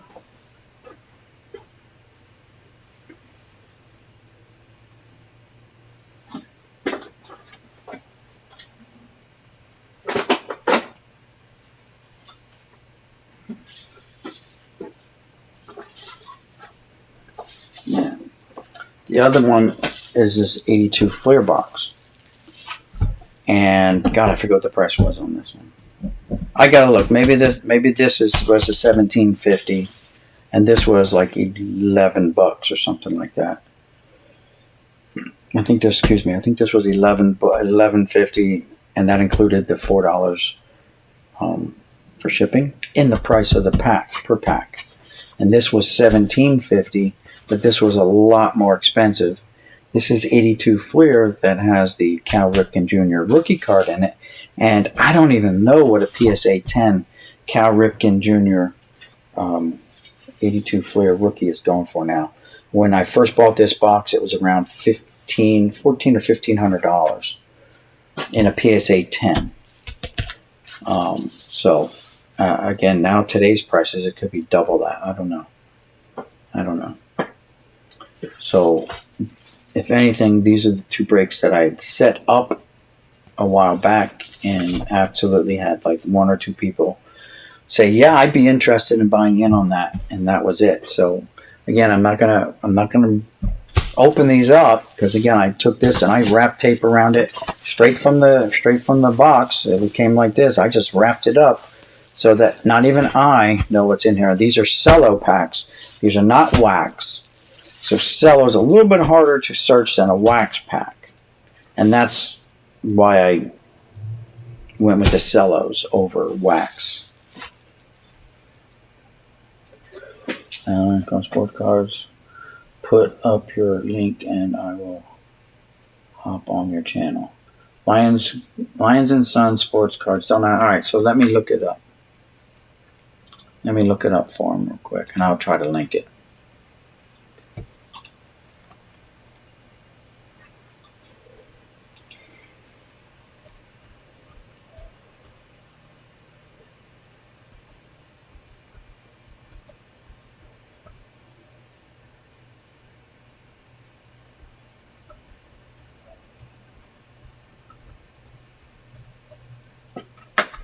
See if I can get that.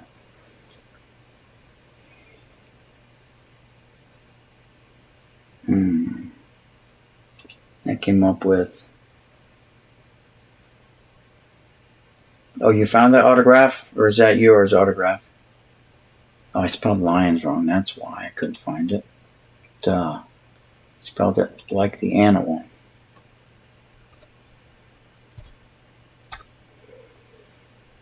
There we go. 18 subscribers.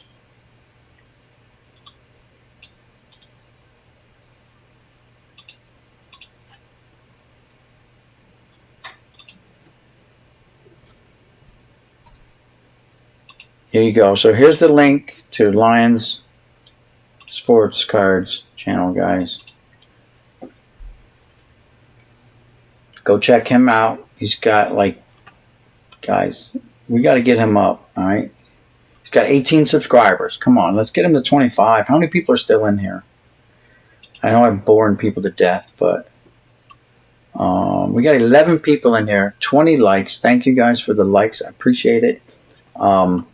But let's give Lions some subs, all right? If you guys already subbed, go check him out. And guys, here's the deal. Here's the thing. I've noticed this, and some of you guys may have noticed it now. So if you have your notifications turned on public, and someone else has their notifications turned on public, when they subscribe to you, and you get your notification that they subscribe to you in your notification window, you click on that, their little icon, and it takes you right to their channel. So it's almost like it was before, but not quite. And they have to be subbed to you first, and vice versa. If you sub to someone else, then all they need to do is click on your little icon in their notification window, and that'll take them right to your channel, and they can hit you up really fast that way. Still, guys, remember you have to watch a video.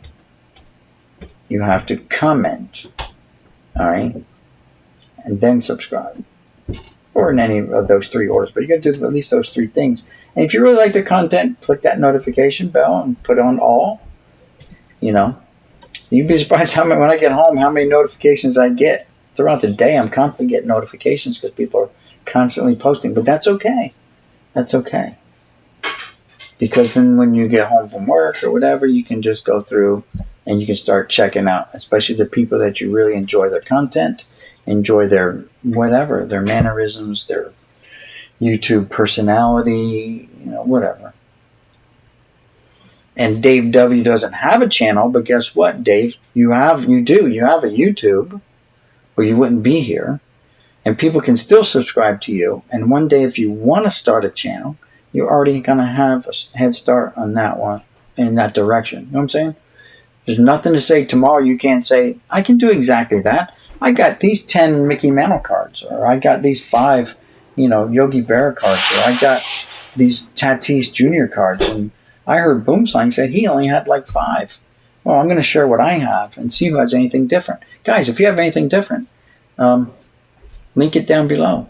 Tell me what what I should be looking for. I don't leave guys with questions like that on my videos, but it engages your audience to leave a comment, because then you almost find yourself forced to commenting. Like, so guys, let me know what you liked in this video. What card you liked? What was your favorite card? Or what you didn't like? What can I add to my collection that would make it even better? I'm looking for your suggestions. So you can also just put it out there just like that. Guys, I'm looking for your suggestions. I'm looking for your help. Here's what we need. And by help, say, listen, send me all your, Fernando Tatis Jr. cards. No, I'm looking for your help. What can I do to make my collection a little bit better? Like, what do you suggest for cards that I should be looking for? Stuff like that. There's a lot of things you can do to, engage your audience. It doesn't have to be live. Of course, I love live because I can talk forever, you guys. I've seen that. I tried to shut this thing down how long ago now? I was like, yeah, I'm going to shut it down. But I don't care. If you guys are enjoying it, then I enjoy it. If I can help you guys in any way with answering questions or giving you ideas or whatever it takes, I'm game. I don't care. It's no skin off my nose. It costs me $0 to answer a question or to you know, make a suggestion or, you know, put out ideas. It costs me nothing. I'm home and I'm going to sit here either way. Well, I won't be sitting here. I'd be upstairs sorting basketball cards, which puts me to sleep. It's like watching a chick flick. You know. Thank you guys so much. I subscribe to anybody that has a channel, and I will subscribe. There you go. Dave W. What's your email? I can send you pics tomorrow of the unopened wax I have. If interested, I'm not looking for today prices. That's cool. Yeah. Dave, what you could do is not just on my channel, but almost everybody's channel. The thing is, if you scroll across the bottom of the middle top of the channel, about in the middle, there'll be little tabs you can click on, and one that says about usually says something about the channel, about that person. Email address, it would be one of them, but I'll link it here because I don't mind. I don't care. You know, people can know my address. I'm not afraid of that.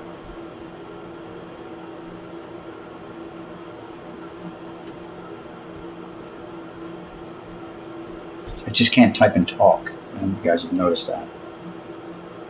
I can't multitask. I'm an old man. So yeah, that's cool. Yeah, send me pictures and send me prices, and you know, it is what it is. You know, and there's a lot of other people out there who are interested. I think it was Case Cards. I don't know if he's even still here or not. I think he also said he was interested in getting in on those boxes that I just recently bought. Like I said, the reason I buy from these guys local because of the shipping. The shipping is so expensive, guys. Let's be real.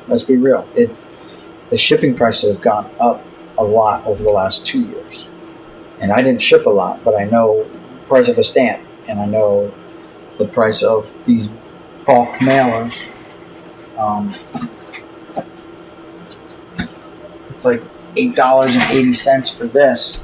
By the way, this is another product of mine, where I put together these wax, especially in these days now, in these times, guys. It's so hard to get wax, right? For a lot of you guys who like to break wax. I'm not a you know, I would open up packs when I first started my channel and say, oh, let's see what we got, and I would open packs. But when I invested my $4,000 in my company, that I haven't been advertising, I've actually only sold one of these so far, but I may have a return customer. So this is one of those, you know, I don't want to say the name that some people call theirs, boom boxes or whatever they call them. But, you know, this is just, or you know, yak packs or whatever, you know what I'm saying? These are not reed packs. These are the real deals. My initial investment was $4,000, and I put 200 cards per box, over 200 cards, and it's all based on how many cards are in a pack. But you know, 200 cards per pack at a minimum. All right, and there's all kinds. And you guys all know that I don't have anything from 2000 on, really. So the newest product I had was 1999 Bowman. That was it. I bought a case of that, and so they go from like the mid 80s up to 99. That's it. About 15 years worth of cards in one box. The mailing is like $8.90, and I charge $25 for this. One thing that's not in this box, which I put in every box, at least for the first 200 orders, was a free autograph, whether it was a TTM autograph through the mail autograph, or one that, you know, came out of a box that was already certified from Topps or one of the other companies in there also for free, no charge for that. but there's no guaranteed like Hall of Fame autograph or rookie autograph, like some of these guys who put these $100 boxes out there, $50 boxes out there, whatever they charge for them. This is a $25 box, and you get wax. That's all you get. That's it. And there's no repeat packs in a box. They're always going to be something different. And then there's some other things that sometimes I throw in some of these boxes that are added at no charge. So because I don't always consider them to be cards. Things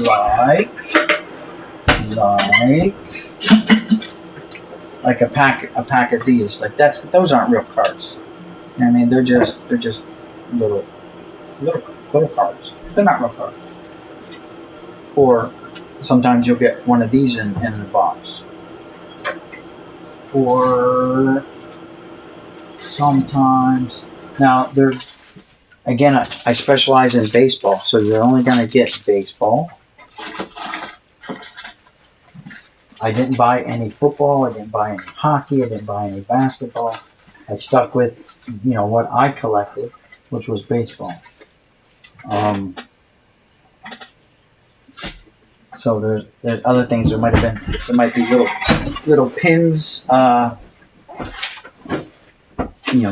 might be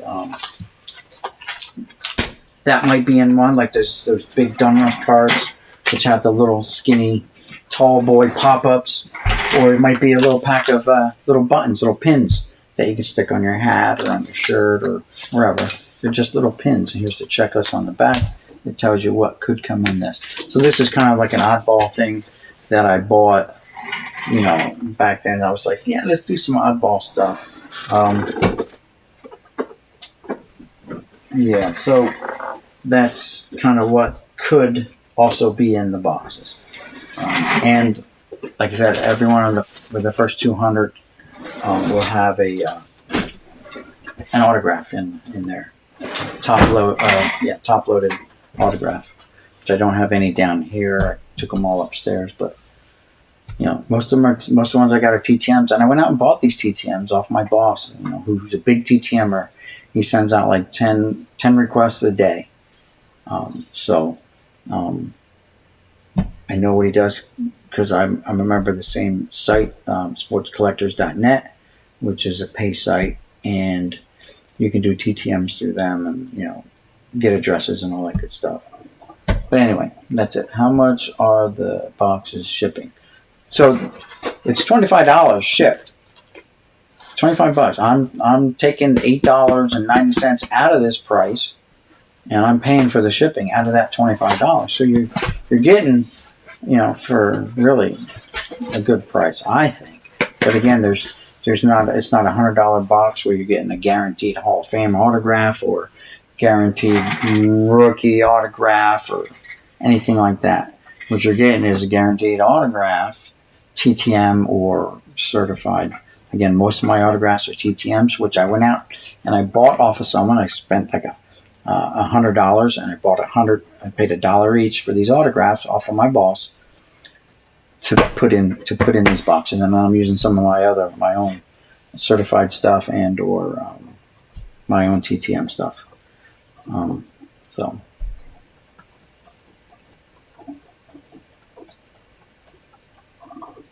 you look into it, just thinking about that today. Okay. So the box is $25, and I'm paying, and I'm that $25 includes the shipping. So, again, and I told the first customer who bought one, I said, he says, oh, he wants to get another one. I said, well, listen, you open it up first, make a video, use it for whatever, use it for content for your channel. I don't care. It's your stuff. You own it now. But look at it and make sure that you think it was worth it. I've sent one of these to Jon Jabs, and oh God, when I first bought them, I sent one to him a long time ago, and he seemed to think it was a good price, especially because I had some packs in there from the 90s, like those in a 92 tops in some of the packs. Again, I got a 99 Bowman. And his pack didn't come with an autograph. That whole autograph thing came to me, I think, after the fact. I don't remember if I put an autograph in his or not. I don't think so. But I could be wrong there. It's been a while. But the autograph thing came to me after the fact because these other guys were putting these certified autographs in there. And I'm like, I can throw it in. So I just invested another $100 just to buy TTM stuff to put in there. I'm not a huge TTM. I TTM, but no, I haven't done that in a year.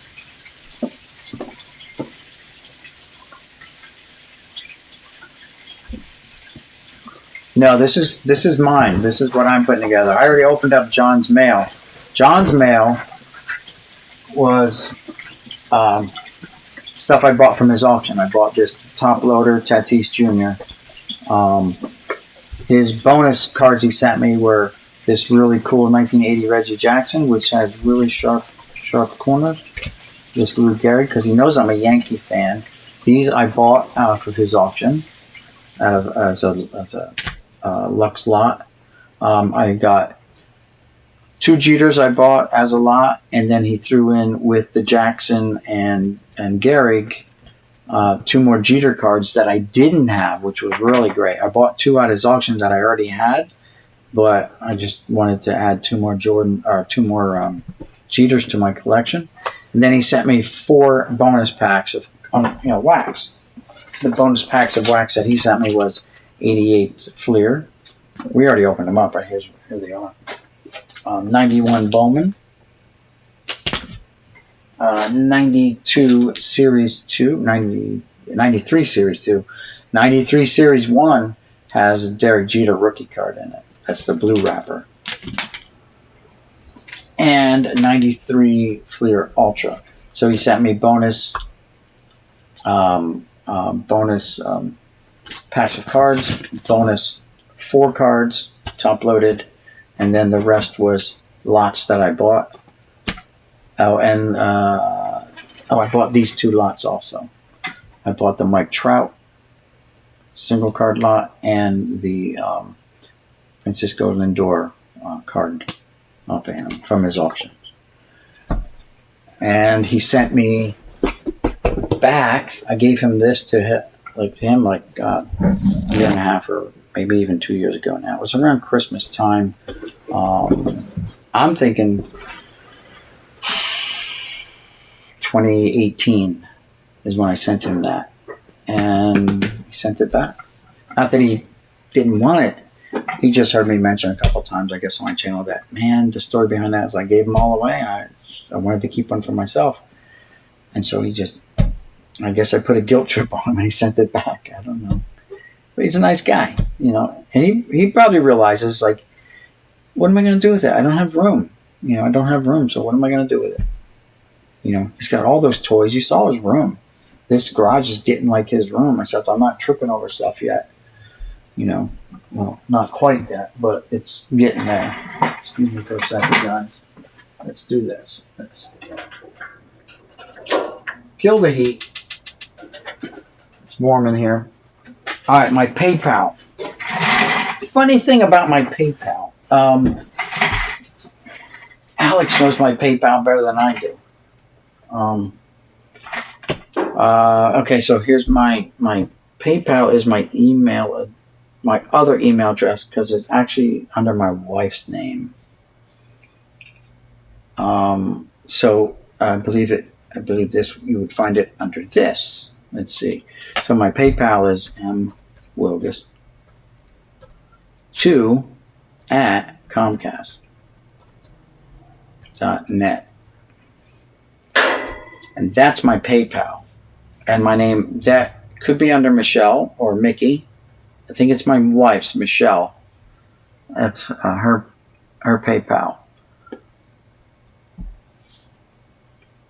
And since I started using that, I just kept it as hers. It doesn't matter. When you've been married as long as we have, what's mine is hers and what's hers is hers. Isn't that how the saying goes? or half of what's mine is hers, and all of what's hers is hers. Either way, she wins. So, Psychedelic Psycho. That's awesome, man. Sorry I missed the beginning, but always count on him to hook you up. But some very nice cards. Yeah, John. My memory is really bad, and John, he's younger, so he's got a sharper mind. He remembers what people can see, especially those that are always on his channel. And I interact with him outside the channel a little bit. So he remembers my stuff. He doesn't always answer his text messages on time, even if he knows you. But hopefully he will answer it eventually. Same way with like emails. You gotta remember, guys, I got 900 people, and not all 900 people are messaging me. I got like 25 consistently good people, viewers that come to my channel, right? It's growing, by the way. I'm getting more and more people, which is great. John's got 10,000. So if he's got even 5,000 people messaging him, emailing him, can you imagine how nuts that's got to get? I mean, John is but a child. He collects toys, yeah.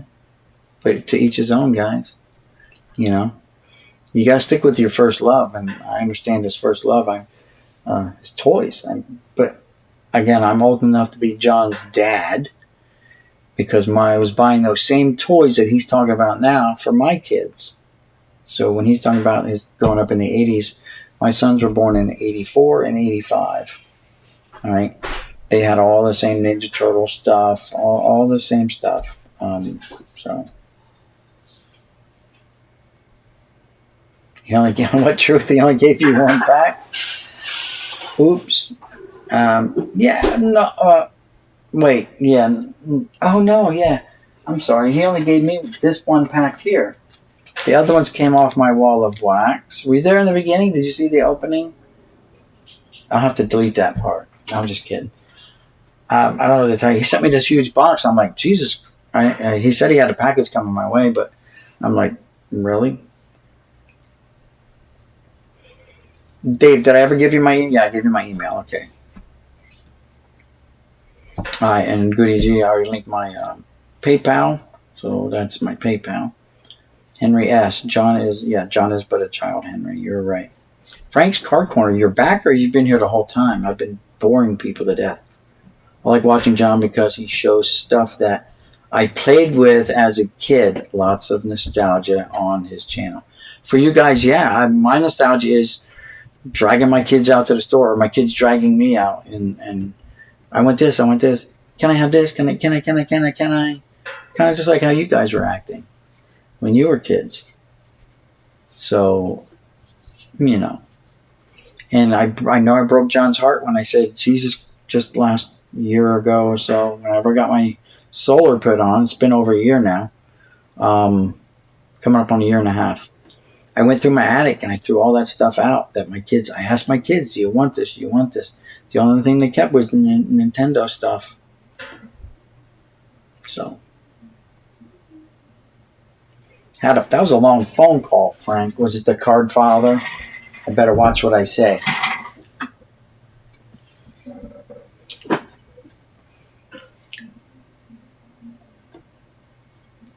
Click on that link, guys, and watch that video. I'm telling you.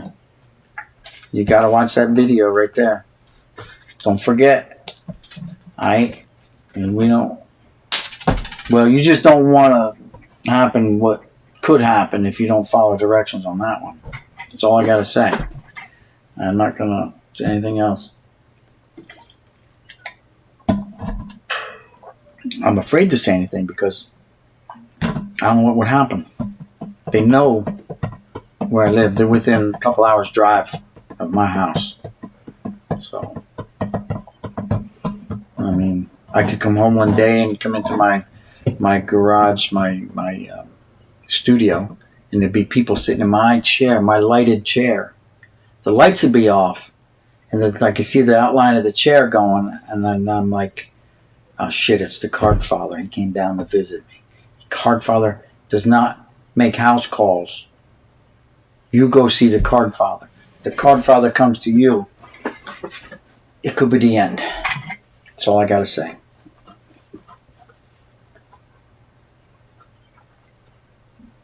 Oh, it wasn't the card father? Okay. If it was, on the phone, I got it. Code words like responsible cell phone. Yeah, here.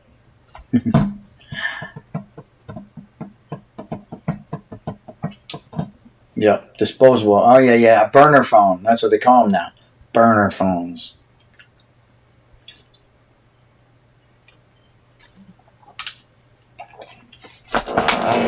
You would have taken it outside too. You can't do it in the house. The house, you know how they work. The feds and YouTube.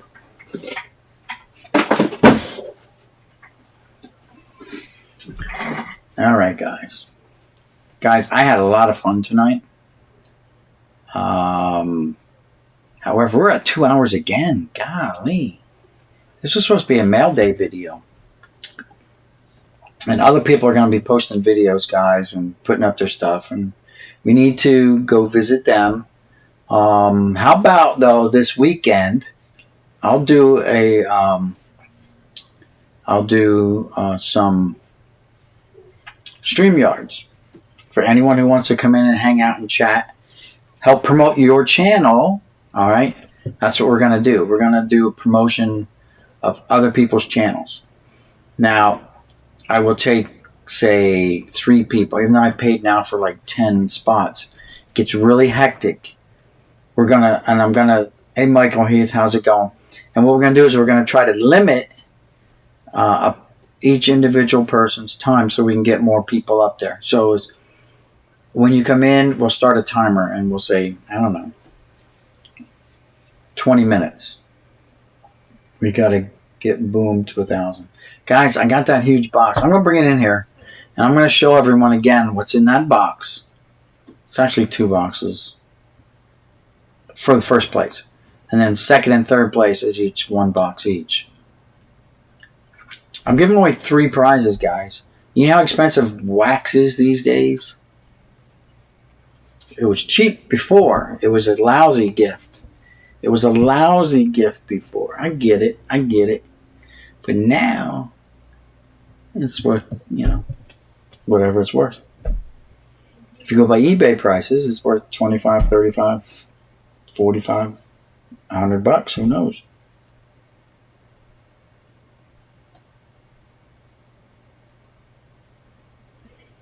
Don't StreamYard allow quite a few? Well, the problem is with letting a lot of people in is it gets people stepping all over each other, and it gets really chaotic, and then the stream starts freezing, locking up, whatever. This way, if we're respectful and we allow each other one to talk, that's better. I think. I've been in some that can get really hectic, people just talking the whole time and not allowing other people to get a word in edgewise. As the host, you get to set the rules. And I encourage every one of you guys, StreamYards is free download. You don't have to pay. You're just limited to yourself and 2 other people, basically. And you're limited to like 20 hours a month free of streaming. But anyone can do it. And you don't have to have the program to join. You only need to have it if you're going to host, I believe. But anyone can join up onto mine without having the program. We found that out already. Multiple people don't StreamYard allow quite a few. StreamYard, I allow up to 10, but some people like to really ramble. I can ramble, but even some people can ramble nonstop, the whole time.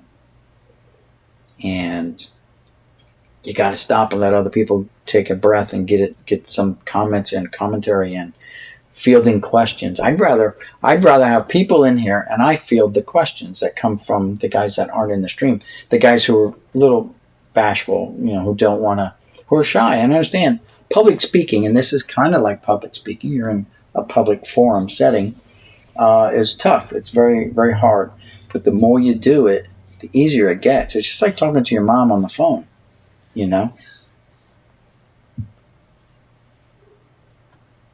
Is Popsy? I don't even know what Popsy is. You can get donations on that one. Used to, anyway. I don't even know what Popsy is. See, I'm an old guy. I don't know. I just found last year about StreamYards and the other one. And I just picked one because I wanted to do live feeds from my my flea marketing. That's why I got it, and I put it on my phone. And so, but I could sit here and nice. I don't think I'm even gonna need air conditioning in there this year. It's nice and cool. When I get home, I realize it's winter time, okay, and it's chilly out again. But it was cold in here, so it should be nice and cool, kind of like a wine cellar. In the summertime, I'm hoping. This cement floor, I think, will keep things cool. Popsy is like StreamYards. Anyway, I know it was around a few years ago. Okay. Yeah, we'd have to look into that. Popsy.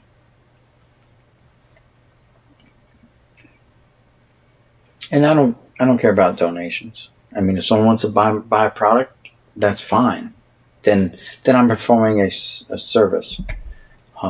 Once I get bigger, then that's fine. That'll help support the channel if people want to do it that way.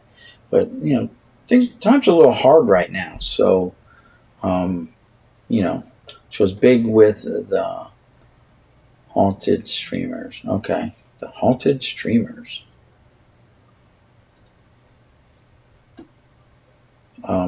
Times are hard for a lot of people. So, it is what it is.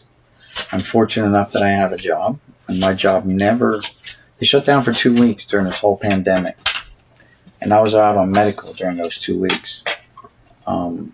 So right after they went back to work, I went back to work full time and have not slowed down since. But of course, my business that I'm in is national defense. Where we deal with government contracts and building helicopters for the Army and foreign governments. I build helicopters. So they got their orders. They want their helicopters. We just supply them. Lions and Sons. Okay. Yeah, I put out my PayPal. That should have been it. That is the one I use. I think I have $35 in there right now because I sold the one box for $25. And Lee H. Criterion Racer sent $20 for shipping of his package to Colorado. And I think What Truth, you sent $10 to cover yours. And it was like, yours was like $10.95, and Lee's was, I forget what Lee's was, but it was close enough. I just guesstimated at the price anyway, until I got there and actually sent it off. Let's see. I still have more to send. So you guys that are still waiting for like some of those magazines, I still have more to send. But the last one I sent out was like 4. Breckenridge was Lee H. Fishers, Indiana. I'm not sure who that was. That might have been the. Yeah, that was the 200 cards in the unopened wax packs box. That's what that was. And then Golden Valley, Arizona was one, and Wildwood, Florida was another one. So I still have Pepino Man. I still have a couple other ones. Still have some. Yeah. But anyway, guys, listen, I hate to break up this grand time that we're having, but we're not looking at cards or anything like that. We're just bullshitting. And I want to look at other people's channels. I don't know if Jon Jabs came on yet, but it's almost 7:30 here in the East, and he usually puts up a 30-minute notice when he goes up. I don't know if he's going live. He promised, not for tonight, don't hold me to that, but he did promise a G.I. Joe movie, video, whatever. I should put my PayPal info on here. How's that? It will be PayPal only. And I'll put my PayPal info right here.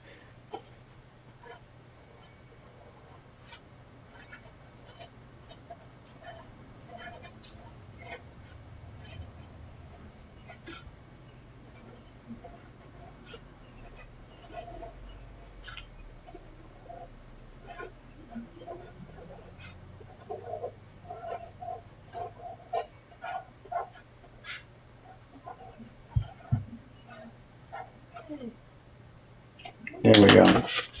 So there you go. Right now all I have is PayPal anyway. So excuse the writing on angles, but it's a paper plate. It's curved.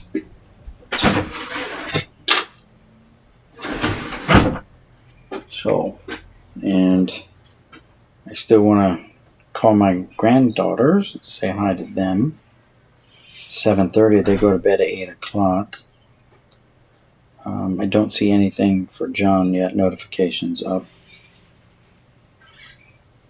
But he did promise us a G.I. Joe video coming real soon. This week coming up, or this weekend. So that would be very nice. We've all been waiting like years for this. He's exceeded his 10,000 subscribers. So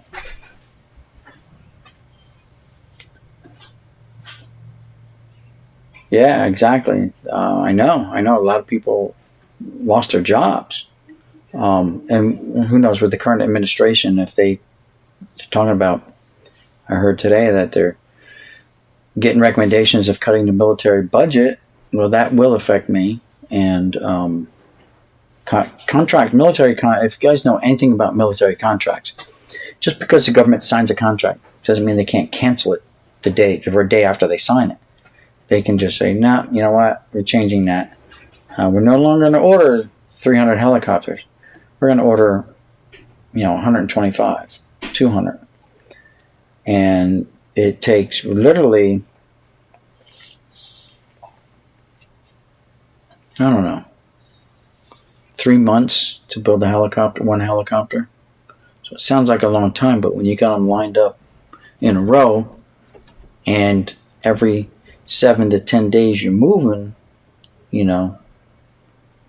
so, that one's down at the end of the line before you know it and is out at the customer, and they're flying it out in the field somewhere. So, it goes by pretty quick.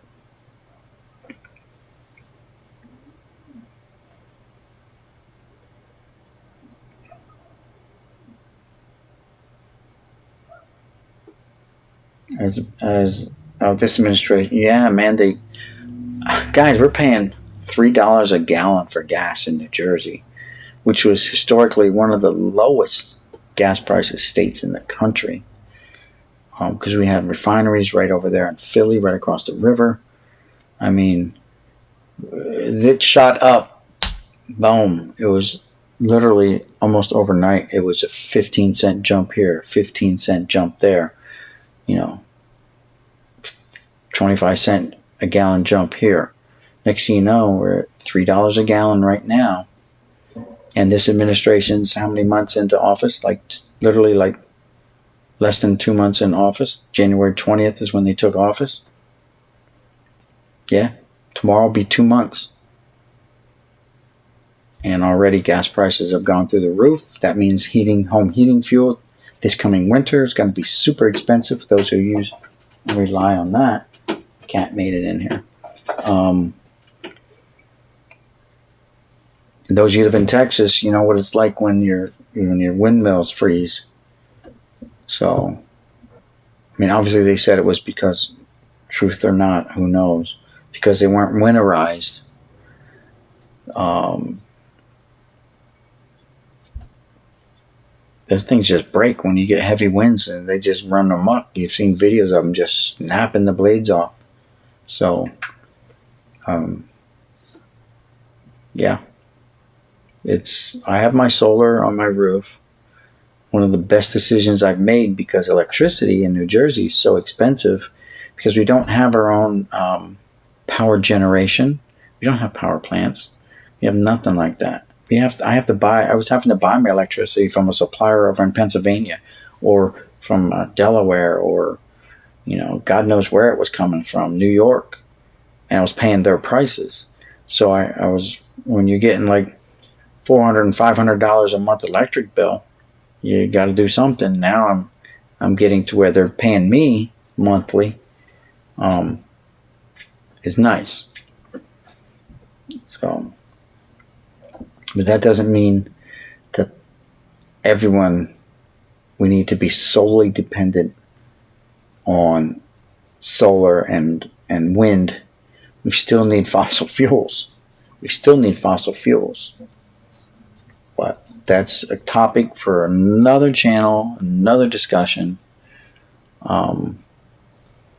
Because there's always two sides to every coin, and those that are in power, wield the power the way they want, and that's what's going on.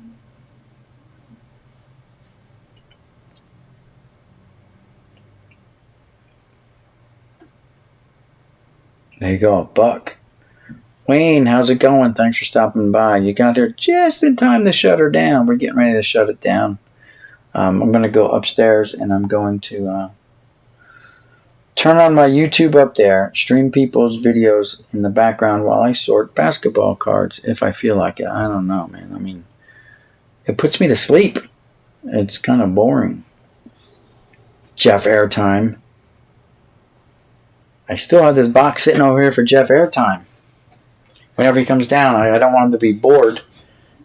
Last time we didn't get an opportunity to sort cards, so I saved him a box to sort.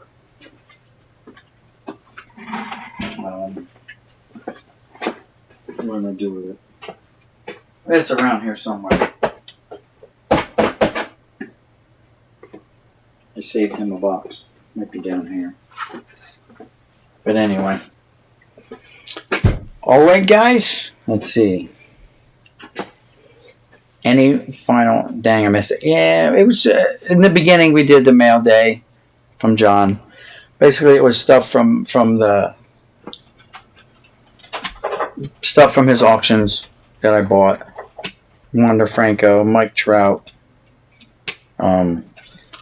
This, along with 2 Jeter cards, were my bonus cards. This was a Gavin Lux lot that I bought. This was the Tatis topper, box topper that I bought at his auction. And then he threw in, I bought a Jeter lot, a 2-card Jeter lot. It's in, but all the Jeters went into the Jeter box. So I have one side now filled up with Jeters, hoping to fill up the other side in time. What do we got here, guys? Let's see.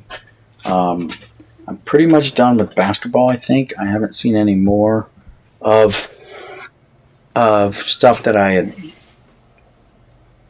gotten. This is my Jordan box now. So these are all Michael Jordan cards. This side here is almost all baseball. Jordan baseball cards start right there on this side here. So I have some Jordan baseball, but the rest is Jordan basketball. And no, I don't have any Michael Jordan, the Fleer rookie cards. So no. I only bought a couple packs that year, and he wasn't one of them. Literally like 1 or 2 packs, and he wasn't one of them that I got. The next couple years I was buying, and I got Jordan stickers and stuff like that.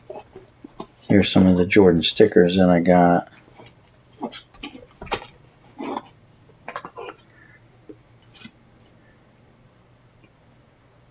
So think I have another one of these that's like really off center cut. I got 3 Jordan stickers along with some other Jordan cards, obviously. A bunch of other Jordan cards. So, but that's how I'm doing this. All the big guys, I'm going to try to give them their own little shoebox here. They call these shoe boxes. It's actually a 1,600 count box. But obviously, once you start throwing in these plastic they're not one touches, but they're the predecessors to the one touches. They're the screw downs, plastic screw downs. That takes up a lot of room. And then top loaders take up a lot of room too. So, I did get this out of one of my random boxes that I bought off of someone. The North Carolina card, one of the North Carolina cards. I think he had a couple cards in this set. Michael Jordan also is featured on cards 13, 15, 16, 17, and 18. So he had, a 6-card run? 13, 14, 15, 16, 17, 18, yeah.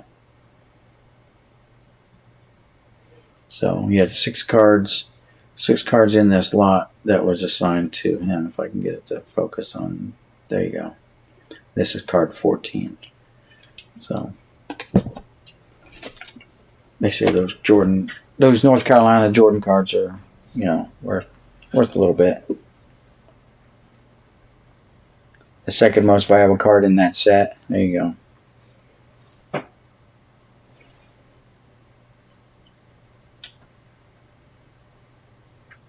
You can get the boxes for like $20, he says.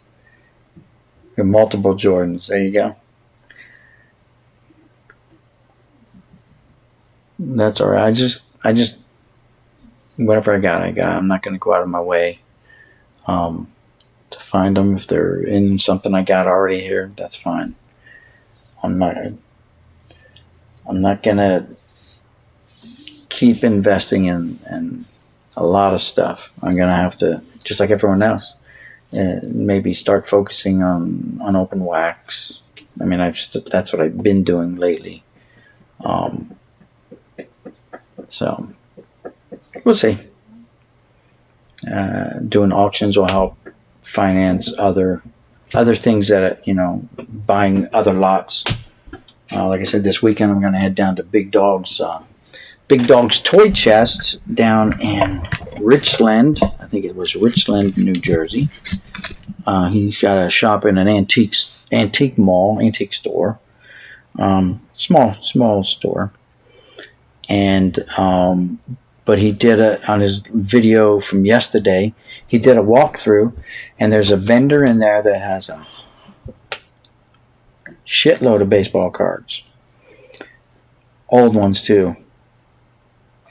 And I want to go check it out and see exactly what he's got, and what I can get him for. That's all I can do.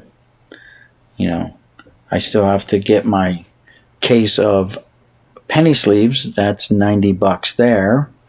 So I just gave the one guy his 4 boxes. So that was $100. He paid me for those 4 boxes of unopened wax. And then now I got to take 90 of that and put it on the penny sleeves whenever they get in. I got to text Art to see if they showed up yet. And I'm going to be needing boxes again, and that's another $90 for the boxes. You know what I'm saying? You guys know it's expensive. I either have to keep investing in boxes and sleeves, before I invest in any kind of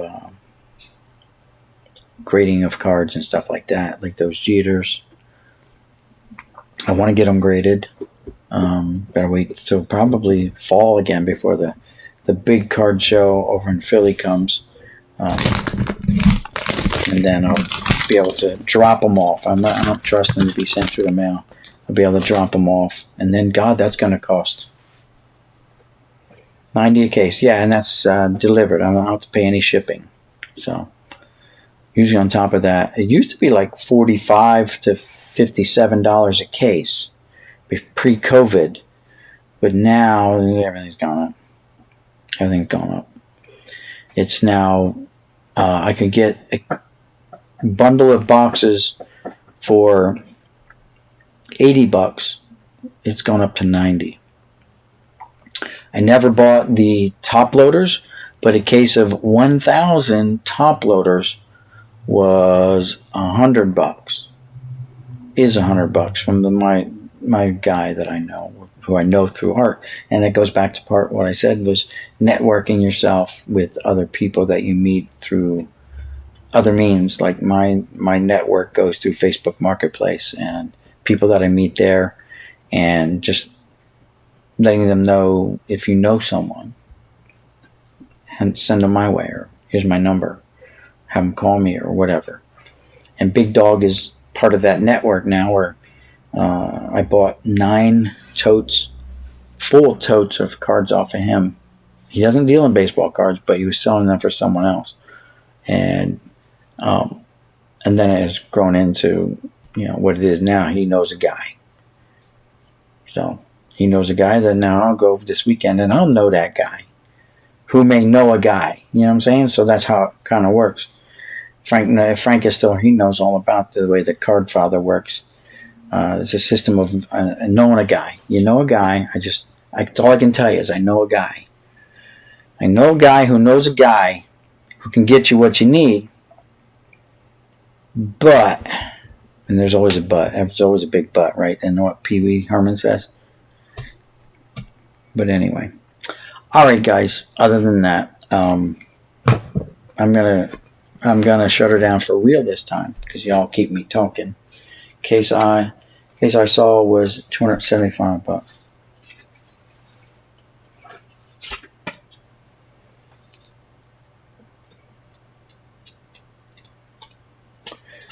Yeah, and I hear Piggly Wiggly doesn't have any either. First time I heard of Piggly Wiggly when I went to South Carolina, I'm like, what the hell is a Piggly Wiggly? And it's a grocery store. Okay. That's fine, Wayne. All right, Wayne, have a good one. Cardboard gold. Yeah, that's all right, 109 shipped. That's good. That's a good price. That's what I think these were going to be, cardboard gold. Not be whatever the one who makes the boxes. ESG or whatever how the name of the cardboard box company is. Yeah, cardboard gold, and that's the top loaders penny sleeves that I use too. Unless someone sends you a free pack of Ultimate Collections penny sleeves, no PVC, fits inside top load, crystal clear. That's all I got left right there is that crystal clear 100. Or I'm forced to reuse some.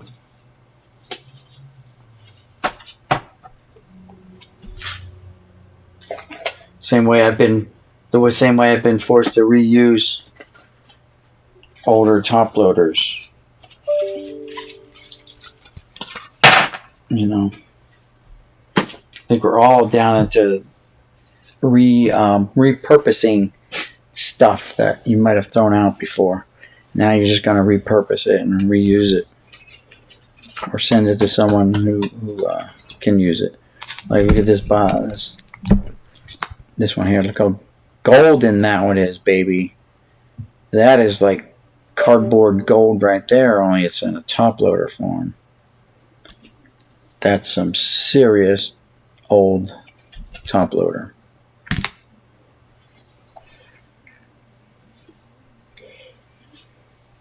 Yeah. Alright, Dave W. Yeah, I think my phone just blew up. Ultra Pro, I use those as penny sleeves too. Yeah, whatever you can get your hands on nowadays, I hear you. Lately, I've been able to get the cardboard gold stuff. So we'll see. I don't know what the next one's going to get me. Got a stockpile of tall ones, but those are earmarked. Yep, I hear you. I hear you. I literally have, I don't know, if you want to talk about hockey tall boys, I've got probably 3,000 hockey cards that I'll be picking cards out to auction off. I have no idea who these guys are. They're just gonna probably go up in lots, like a 5-card lot or something like that. Again, I don't collect hockey, so I'm not particularly interested in the tall boys. If you know what I'm talking about, the tall boys, they're tall. They're taller than normal, like the old basketball ones. Tall boy is almost as big as this holder, but not as wide. It's narrow, like a regular card, but it's taller. I call them tall boys. I don't know if they call them tall boys in hockey or not, but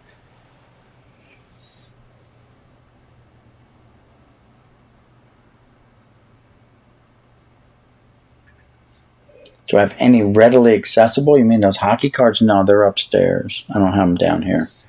They're in a box upstairs, or 2 boxes upstairs. Because they're so big, they're laying down in the box. You can't stand them up. Maybe if I had this shoebox up there. Now this is a taller shoebox. You can see how far down in these cards sit. Right down inside there. They're way down in there. So a tall boy would probably come to the top of this box. And if you look at this box and this other shoebox, there's a good inch difference in the boxes themselves. So the tall boys would come right to the top of this, I believe.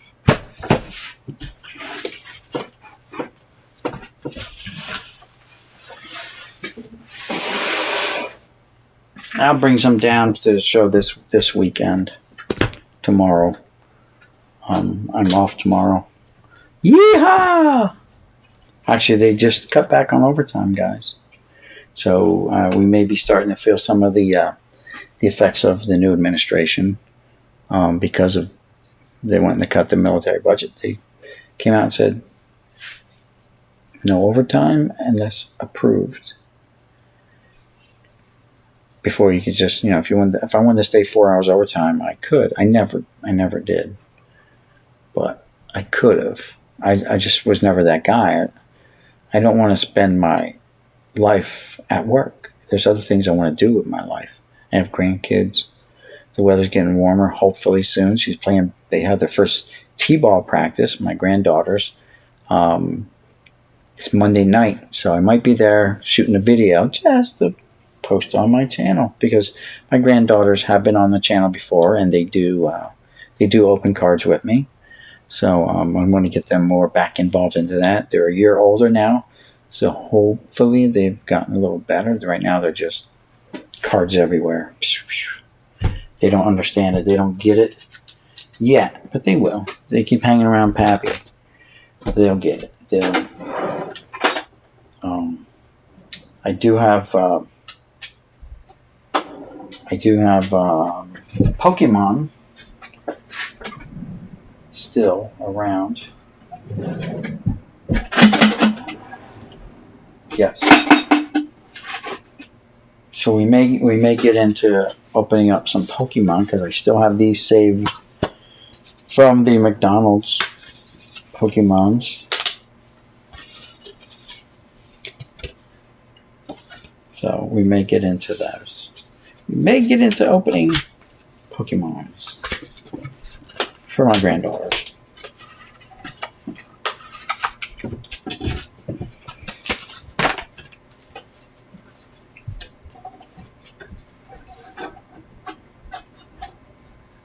You only get like 4 cards per pack, so it goes quick. Yeah, I don't know what they're not 60s. They're not 60s. They're probably from the 90s. I don't know. I didn't really look at the dates on them. But I know they're not from the 60s. They're new. They're newer. So I'll look at it when I go upstairs. That's all I can do. And if I have your email, I'll shoot you an email, let you know at least what year it is, what year they are. All right, guys. Okay, any other final questions and or comments? I got 2 emails. Let me check my emails real quick because Dave sent me 2 emails.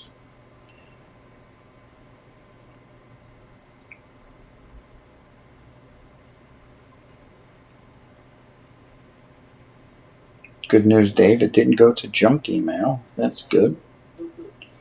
All right, Dave W.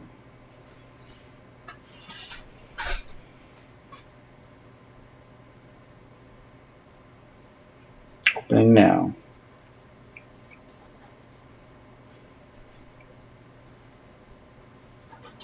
Oh, that's nice, Dave. That 90 score 2, 91 score 2 had the chance at the mantle. That's actually good stuff there. Damn, Dave, you got looks like you have a lot. I'm hoping to meet up with Jets fan, whatever he goes by, this weekend. I got his books for him. He lives, okay, 88 Fleer, gotcha. All right, Dave, I'm gonna open these up and then I'll hit you back up this weekend sometime, and get prices and all that stuff for you. That's fine. See what you got. Obviously, shipping's going to be a big deal. We already discussed that. All right, is that cool, Dave? All right. Thanks, guys. I appreciate it. This is Boomslang signing out saying peace. We're going to see you, Gehrig, in the next one.